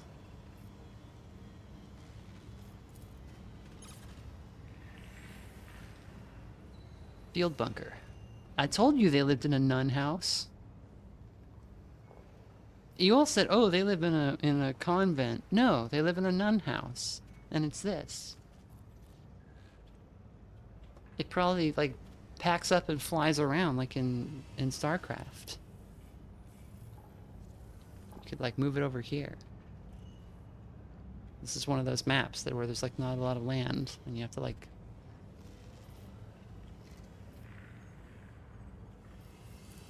This land still has a chance for salvation. If we can cope, the system will bring my eyes open.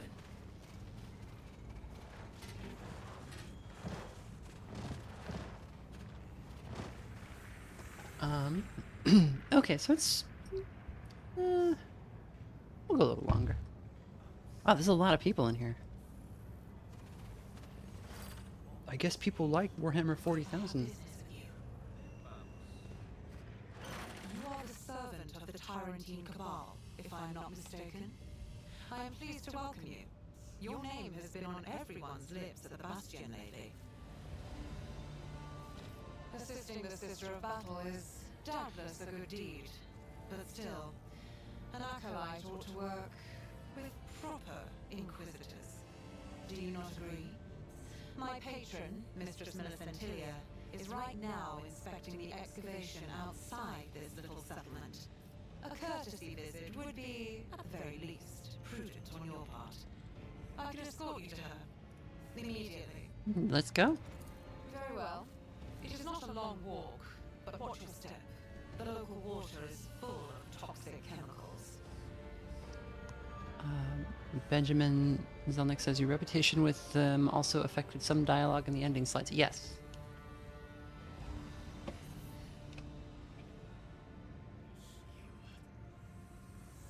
And at least at launch, it was very annoyingly difficult to get max rep with all the...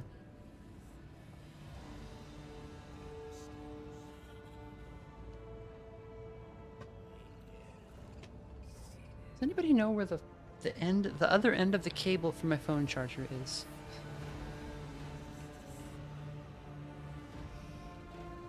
It's under my chair.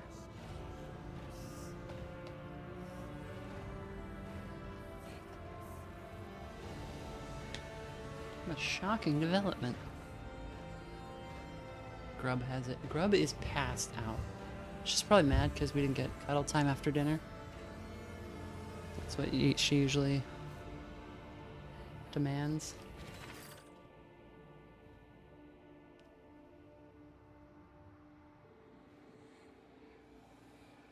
Space Ring Axolotl says, just want to say I've been really enjoying these streams as background noise while I'm drawing. Thank you for making... Well, thank you for tuning in. Hey, same haircut. We can proceed to the next stage of interrogation, though you will find it even less feel like it.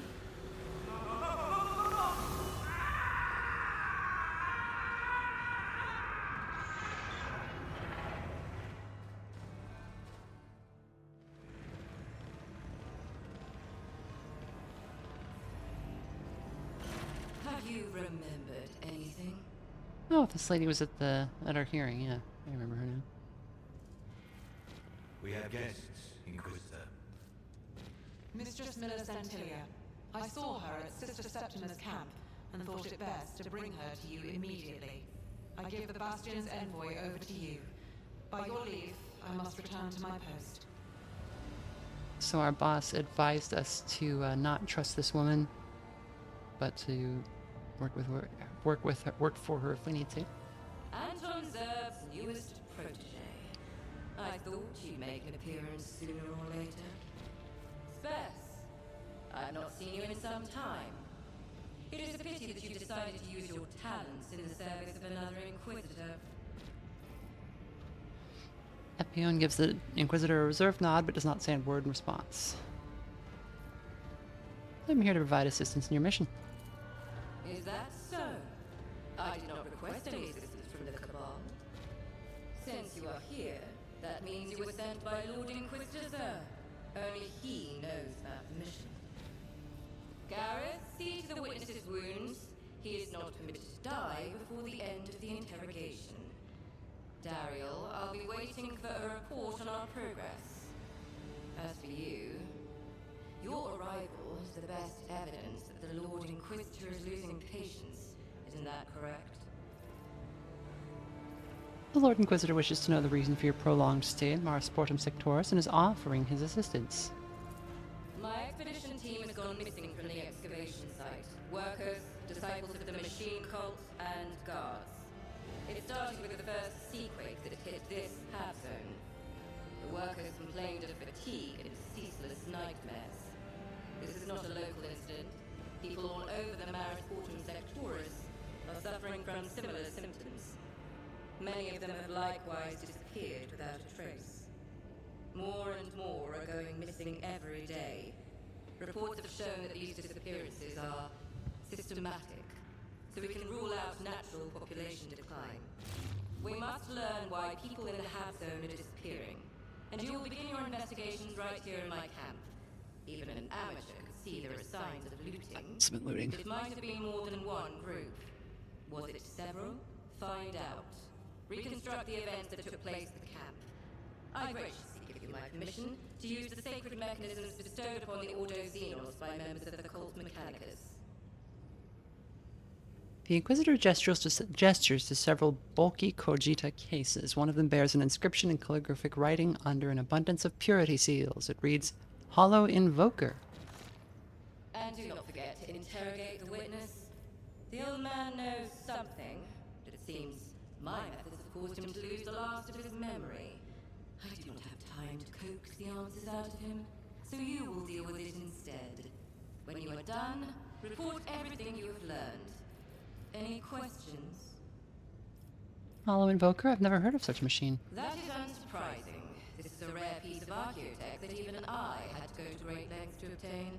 The spirits of such machines have the ability to briefly project hololithic images based on the archived data, be it pics, Cogita records, or tactical diagrams. What have you been searching for down here? Do your job, acolyte. You said my task is to learn why people are disappearing in the Hab Zone. Would it not be better to focus our efforts on finding the workers instead? It is true that rescuing rabble is not my responsibility. However, I cannot ignore the fact that there is some connection between the time frames of these disappearances, both of my people and the locals. There is also the mysterious circumstances of these disappearances, and the spread of nightmares in the Hab Zone. As for what that connection is, that is for you to find out. We got the same haircut. Try not to announce to all of Maris Portum that the Inquisition is operating here. Though even if you introduced yourself as a Lord Inquisitor, I doubt anyone in this place would believe you. I'm ready to begin my investigation. He's already investigating the lower level of the excavation. Find out what he's been able to discover. Take this amulet. That way he'll know I sent you. I expect the two of you to work together on this. I need results. We have a strange charm. It's blue and purple, and it's covered in Xeno symbols.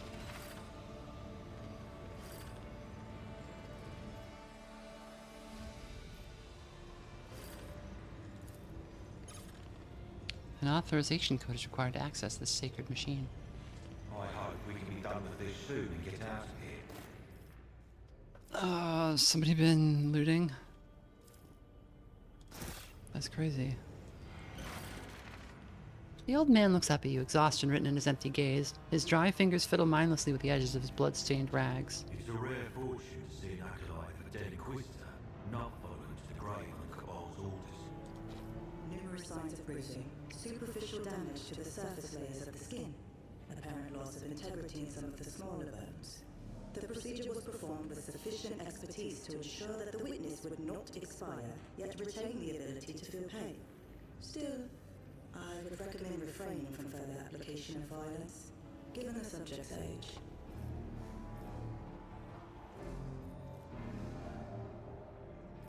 Let's glare at him menacingly.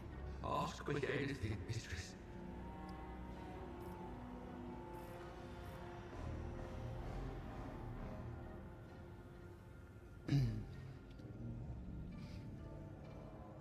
What about these nightmares? Oh, I know about the sleep sickness. When the sea started shaking, that's when the nightmares came. Everyone came down with it. Those flock of repentance folks say it's the God Emperor warning us, telling us to repent. But I don't know about any of that, mistress. I just want to get by. About the flock of repentance. Believers from his congregation, mistress. They've lost their way, though. They've all forgotten Sensibility's name. And now they say everyone should cleanse themselves through pain. They say that's how we can serve the God Emperor and save ourselves from the nightmares. They have a leader. Fancy old name. I forget what it was. But I did see their marks around the camp. Written in blood, they were. Alright, tell me everything you've already told the Inquisitor and don't even think of hiding anything. I'll know. Yes, mistress. I used to scoop grease off your food pads here, trade it for rations at the market. First time that great machine of yours went all quiet, I waited a little and came to see what this place was about. I saw intruders here with weapons, so I hid in one of them vats and they didn't spot me. That's where I've been hiding every time since, but now you found me after all. Describe the intruders. About a dozen of them there was. They had guns, scary folks. Could have been bandits or such like. I didn't get a good look at them. But they weren't here for the food packs, that's for sure. Can we see they're like down there? No, they're not in the immediate area. Have you noticed anything suspicious in Marisportum? I have, mistress, I have. There's those divers living by the shore. Madmen all, I tell you. One day there I was walking along the shore, seeing what the sea might have brought.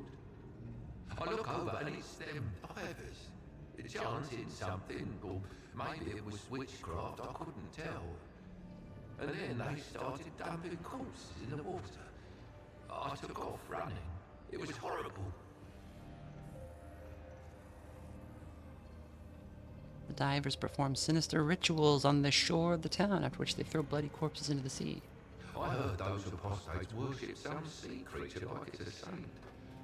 It's why they butcher people to offer them to the beast.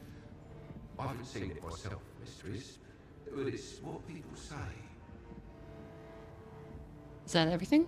Don't forget, the more you tell me, the better your chances of living. No, it was 85%.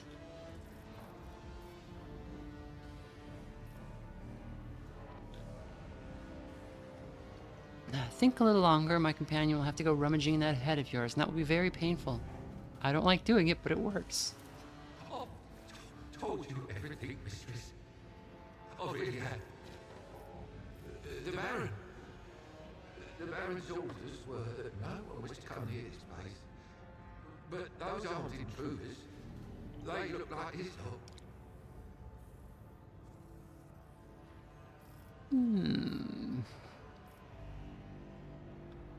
We could probably cut him loose.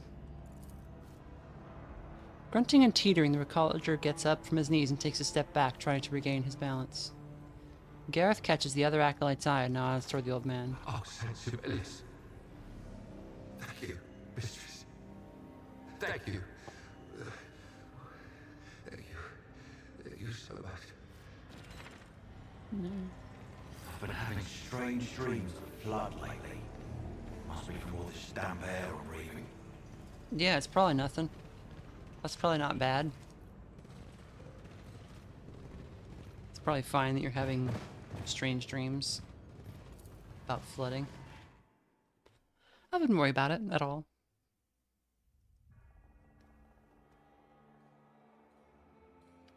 I like that he listened to that entire conversation and was like, yeah, it must be just the damp air.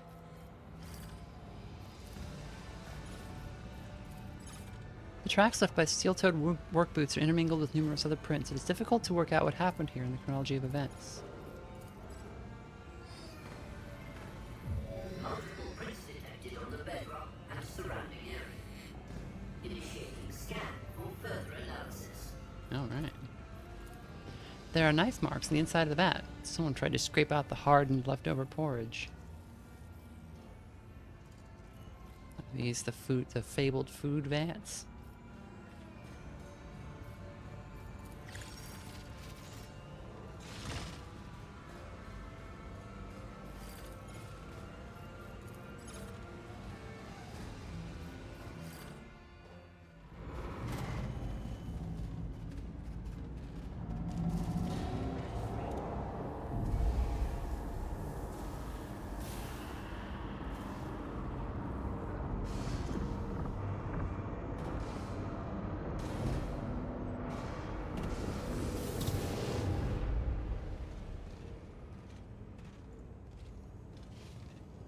I see you bear the pendant of Inquisitor Millicentilia.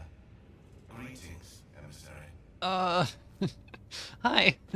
May he steal our hearts, so that we might banish all doubt of the righteousness of humanity. May he grant us the strength to bring just retribution upon the enemies of humanity. Sorrow recites his prayer in a cold voice, keeping his eyes locked on the stranger. Correct, the Inquisitor sent me. Your arrival is timely. I just finished my rituals of perceiving. What have you perceived? Inquisitor Millicentilia isn't squeamish about the tools she used. She's brought in a Xeno sorcerer, and right under I can't do Snake as this guy. And right under Septimus' nose. Heresy.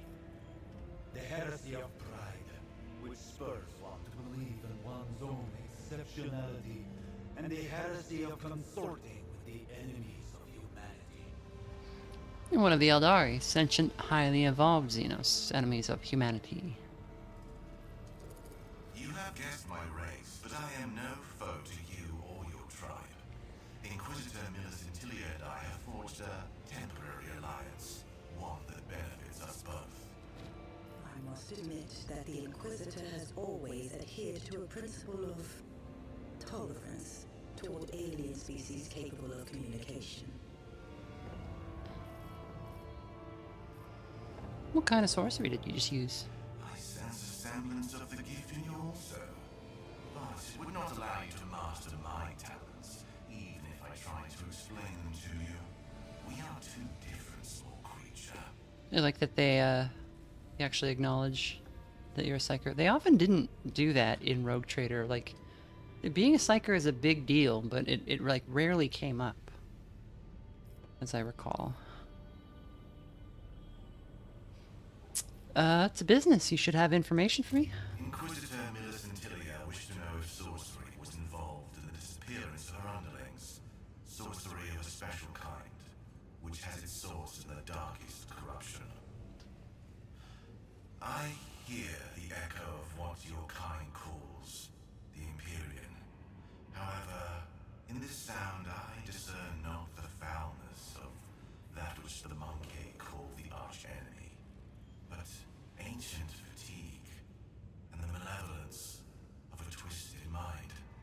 So the Imperium is the warp, the dream world. Monkey is what the Eldar call humans, because it's a dumb joke in the setting.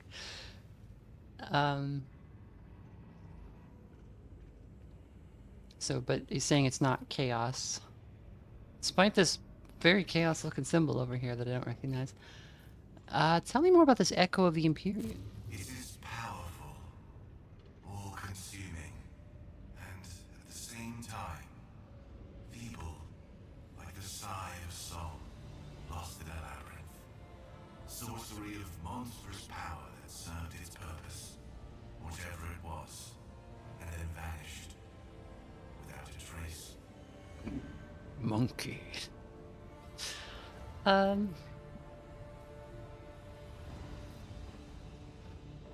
The malevolence of a twisted mind, but not the archenemies. Your people are too young, and your perception of existence too rudimentary for you to comprehend the Imperium in any depth. I will only say that the corrupting forces from beyond the veil hold sway over many creatures.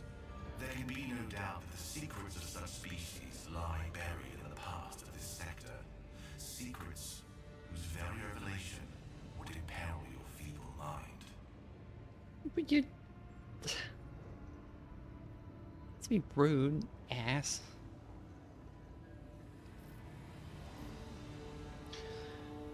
I don't think we need to bother with our stupid monkey questions. The investigation's straightforward, but I have a slew of questions about you. Okay. I am a Wayseeker, and I am here because Inquisitor Millicentilia is offering me protection on my mission in exchange for my gift. Those who follow the path of the seer among my people are much more attuned to the Imperium, and our manipulations of it lead to far fewer consequences than your fumbling. Inquisitor Millicentilia has chosen my skills over the assistance of one of your witches.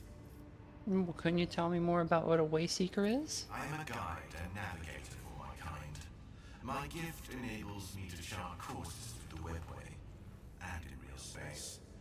There exists another application for my gift, but that knowledge is of no use to you. It concerns only my people and our sorrows. I'm sorry about your sorrows. What is your mission? What are you doing on a human world? Your kind cannot hope to genuinely claim ownership of any planet. You know what I meant. And I am unwilling to reveal the reasons for my presence here. Suffice to say that I am seeking a path to salvation out of a ring of darkness, away from a peril far greater than the discord between our species. I think his ancient hands are far too complex for our feeble mind to comprehend. If we tried to hold his hand, we would be unable to grasp it. Grub's back. Interrupting my stupid jokes.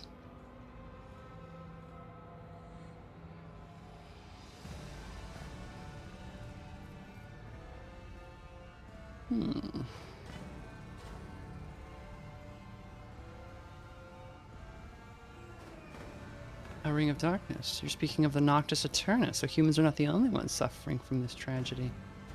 I like that you can still be like, but you're a Xenos! This surprises you, Furious. When the arch-enemy's forces burst through the veil from their dimension and defile the world of things, no species is safe. Not mine, or yours, or any other.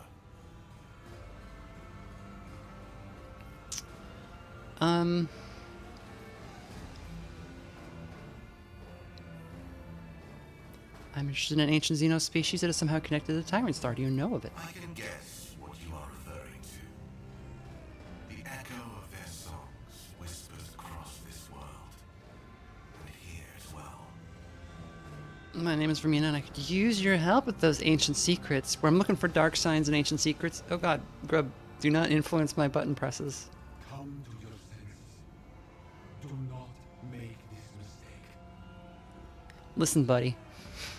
This party already has one flaker.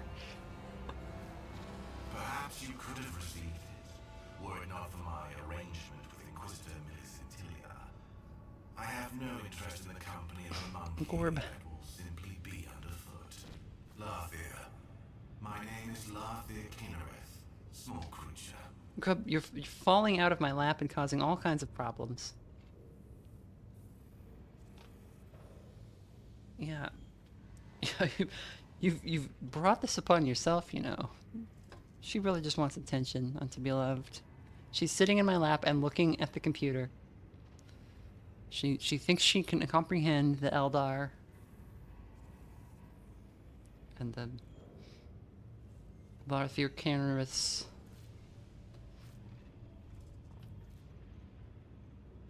Helmet, I guess. Oh yeah, let's look at his portrait. That's pretty cool. He's a lot less of a dick than than what was her name? Earliet. Earliet's a very funny character.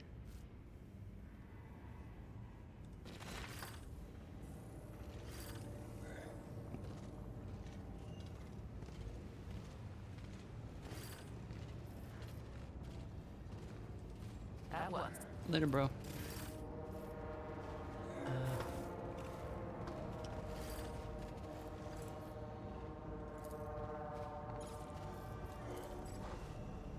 Crates scattered around the camp have been crudely forced open. If there was anything of value inside, it's already been pilfered. Registering evidence of forced access to the storage. Incident classified as an act of sacrilege and subversion of the authority of the Holy Order. Entry archived.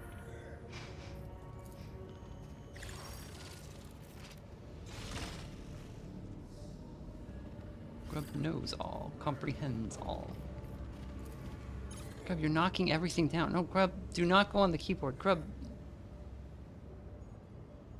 Grub. Grub says the stream is over. The ground is covered in iridescent stains. A thick, oily stench clogs your nostrils, but cannot completely mask the smell of blood soaked into the ground. Registering signs of a confrontation between two armed groups.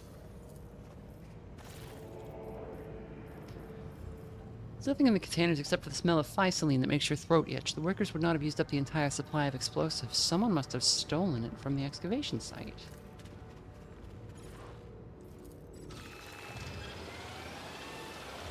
Okay, so when Sorrow makes a skill check, he just succeeds on 65. I make an 85 and get nothing. See how it is.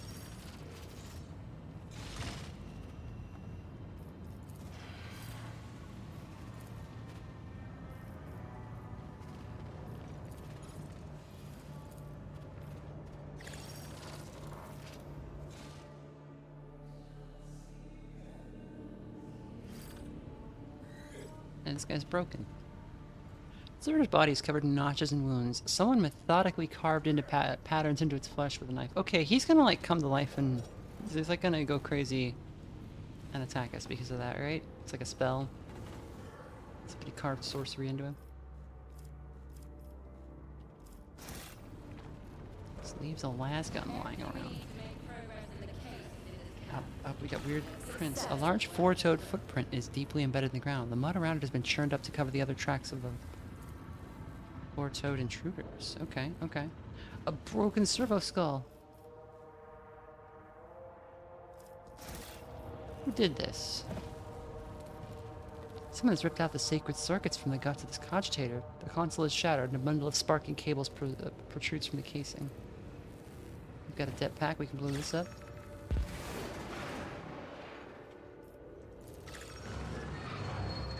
Clear the rubble, get the goods. Code amulet. Tech Priest's body has been severed in half. The cut looks unnaturally even. It's just deleted half of him. Okay, okay.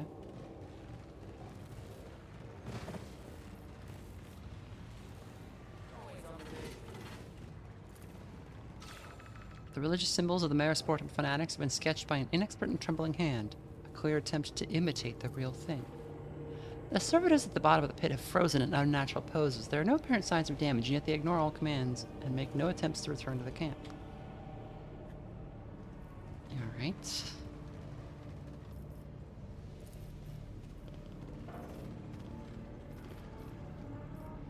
Who ransacked the camp? Oh, cool. Okay, so we...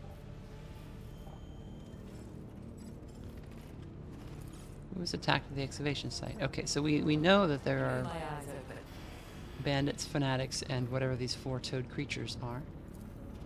Why are there tracks from work boots here?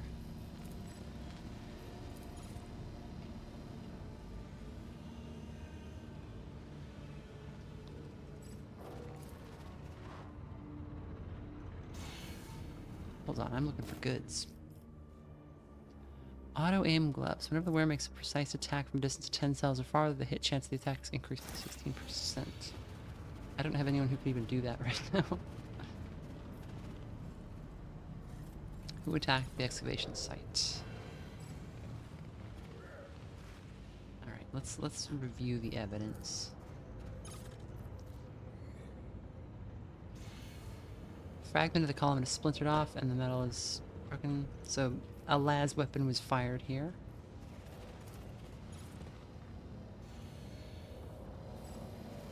Ah, look at this. The vid screen's lumens flicker furiously. Someone must have angered the machine spirit, I'll say. We also got those items that we should check out.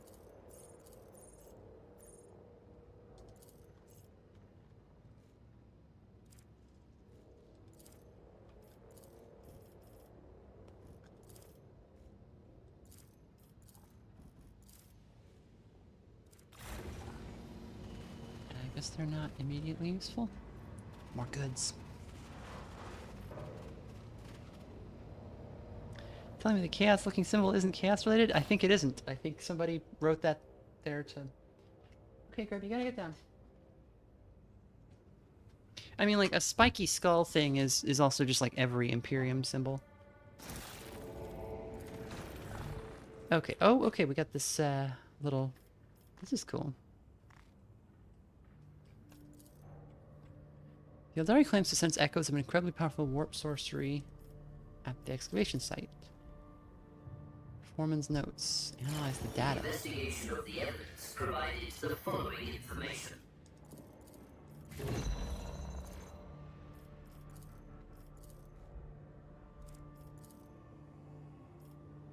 According to the foreman's notes, some members of the expedition had begun secretly following the teachings of the Flock of Repentance. Okay. Someone was attempting to cover the presence of strange tracks of strange creatures at the site. Oh, this is the first time we've actually seen Durkis's photo.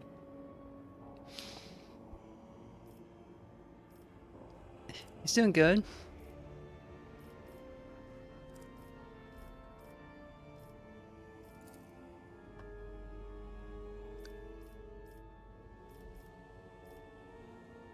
The divers performed sinister rituals on the shore of divers killed the expedition members for ritual purposes and disposed of their bodies in the sea.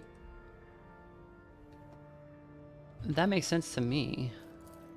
Whoever took the crates may know what happened at the excavation site. We could track those down, yes. The bisected body. Key features for comparison. The other half of the body is... Will form the basis for analysis. Okay. The other half of the body is missing and no trace of its movements can be found, as if it vanished into thin air. Companion is willing to offer assessment. The internal fluids left the body post-mortem, most likely due to the rockfall. All across the primary wound area, the vessels and fluid tubes were cauterized at once. I have never seen such neat and clean wounds. Okay.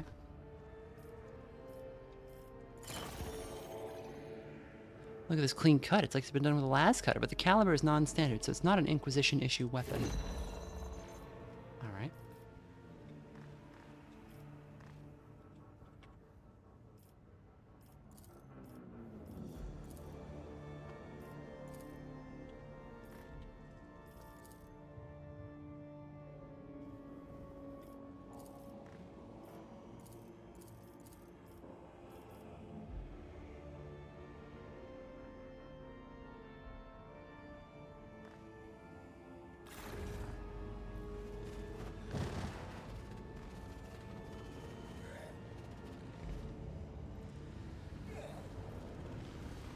here.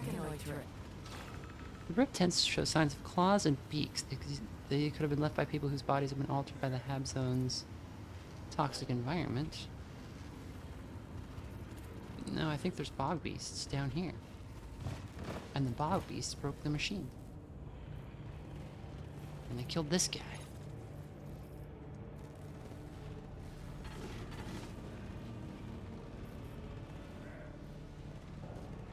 Mind your surroundings. We found goods. Secret goods. No sense in delaying.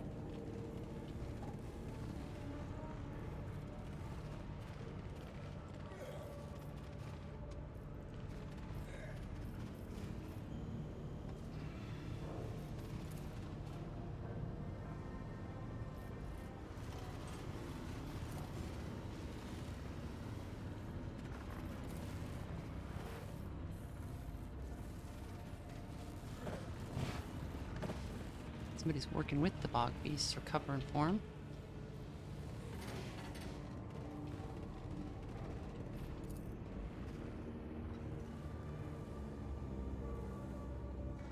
But the fanatics didn't do it, because that's faked.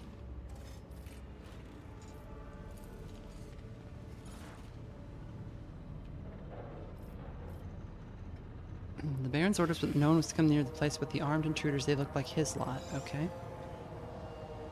That's what we got out of the, torturing that dude. Always on the move. Who was attacked? Would have been expedition members. And the fanatics are just being blamed. Ransack the camp.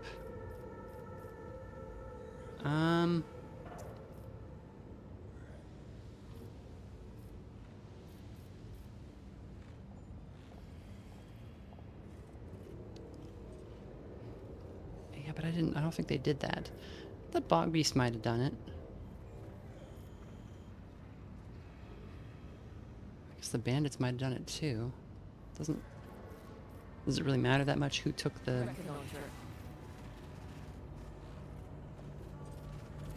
Oh, you know what? The bandits would have done it because I think they would have taken the Faisaline. Where are the tracks from work boots?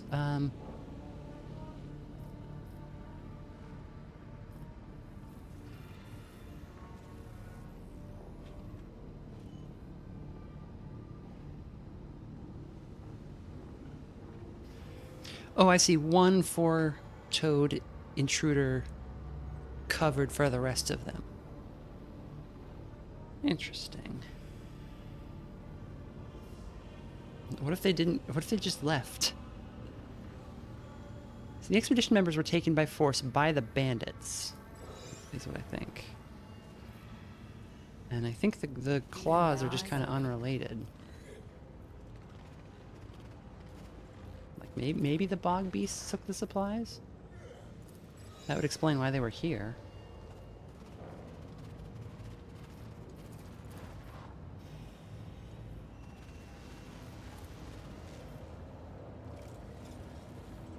Was there anything more to do with this thing? I don't think so. Yeah.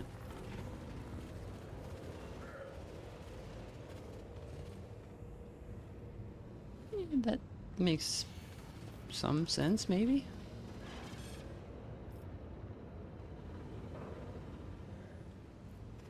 Let's see what Millicentilia says. Here's the acolyte. Lathier has already informed me that he told you of his findings. I dare say what he told you might even be the truth.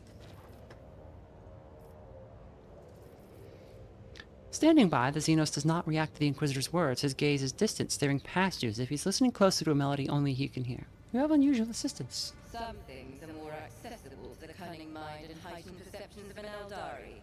This is your chance to make use of his abilities. It would be unwise to spurn it. Enough idle chatter. Do you have anything to say on the matter at hand? Larthur, join my retinue. I'm willing to take over your agreement with him. Out of the question. As of yet, you've not proved yourself capable enough to be permitted to have dealings with the Xenos. Did you think I would entrust a Corsair ally to a bumbling incompetent? Provide me with the reconstruction of the events, and I'll consider it. faction of the right composed of individuals from other societies of those Xenos who have chosen freedom over the oppressive discipline or meaningless intrigue.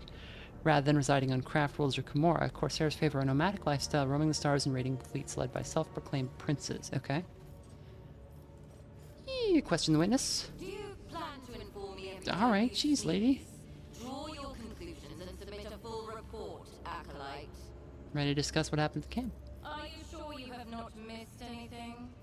I think I have a working theory.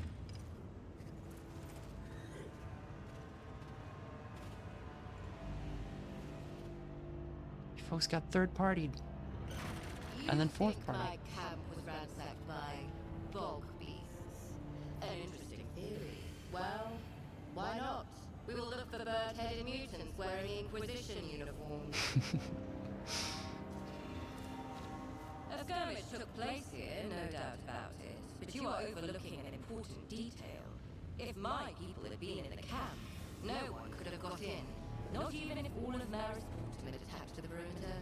Besides... What about the strange footprints you found?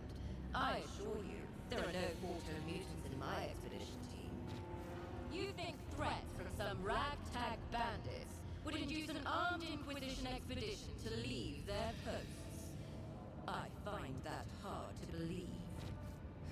Some of your conclusions are tenuous. Too tenuous. I cannot rely on inaccurate information. Your emissary's conclusions are tenuous because the tracks at the excavation site contradict each other, whereas the truth is not what it first appears.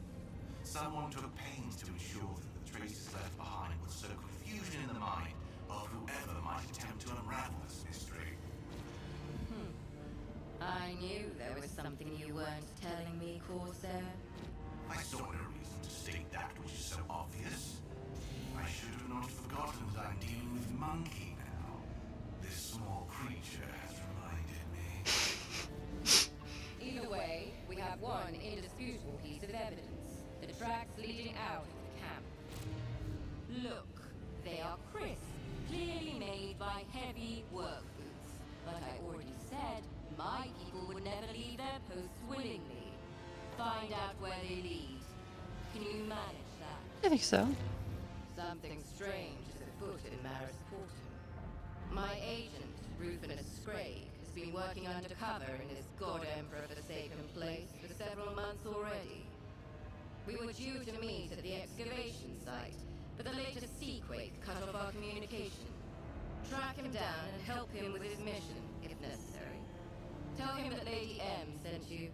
He will aid you in your investigation. How will I recognize him? Rufinus prefers to cover his face, but if you pay close attention, you will spot other signs. His augmented lower left leg, or his tattoos. Memorize them, acolyte. This is how my people recognize each other. Am I permitted to know the particulars of Agent Scraig's mission? I tasked Scraig with investigating a clan of swamp mutants on the outskirts of the Hab Zone and assessing their usefulness to the Tyrantine Cabal. These Bog are his beasts. reports. Study them. That will be enough to start with.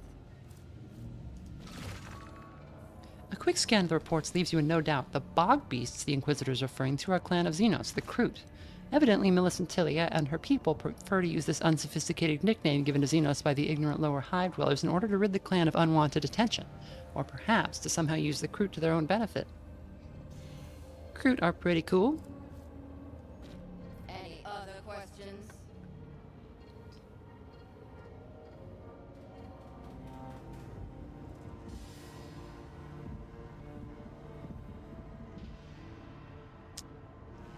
I'm ready to begin investigating.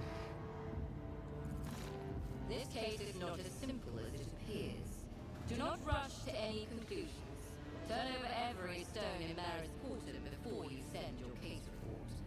Your task is to dig until you uncover the truth, not to pin the blame on the first person you meet. Find out what happened to my workers. I hope you understand me, acolyte. Okay. That's pretty cool. I think that would be a good place to pop the brakes for now. I'm still playing through In Stars and Time.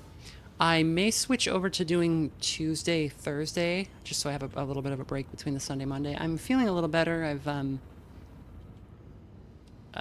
got the medication dosage adjusted, and it's not as hard on me now. Still not 100%, but it is certainly better than it was. So I might be back tomorrow with more of this, but I might be back Tuesday. I need to see how I'm feeling and put up a schedule or something. Thank you so much, everybody, for dropping in. This is a really cool game. I'm really excited for the final version. I think we will at least play through the rest of Marasportum, if not the whole beta.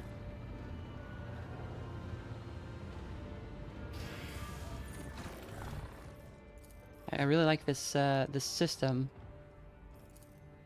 I wonder how possible it was to get the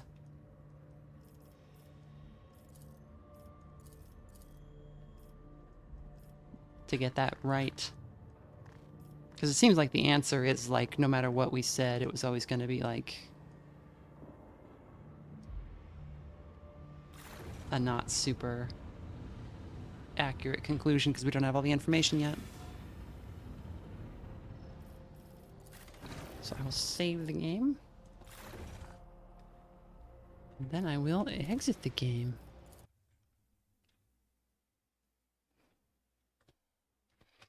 How does someone go about getting to Warhammer? There's so much to start. Just play Rogue Trader or this game.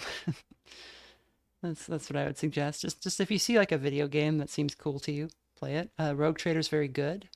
There's a lot of cool DLC for it, so it's like a complete, very well put together game now.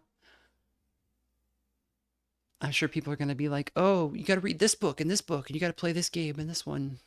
But the thing about Warhammer is it's so big that like things that might appeal to one person will suck out loud to the next person, and it is not always obvious to like somebody who's casually interested that that can exist at the same time. It's a huge franchise that has gone on for 40 years now, I think. So there's a lot there. Good night, everybody.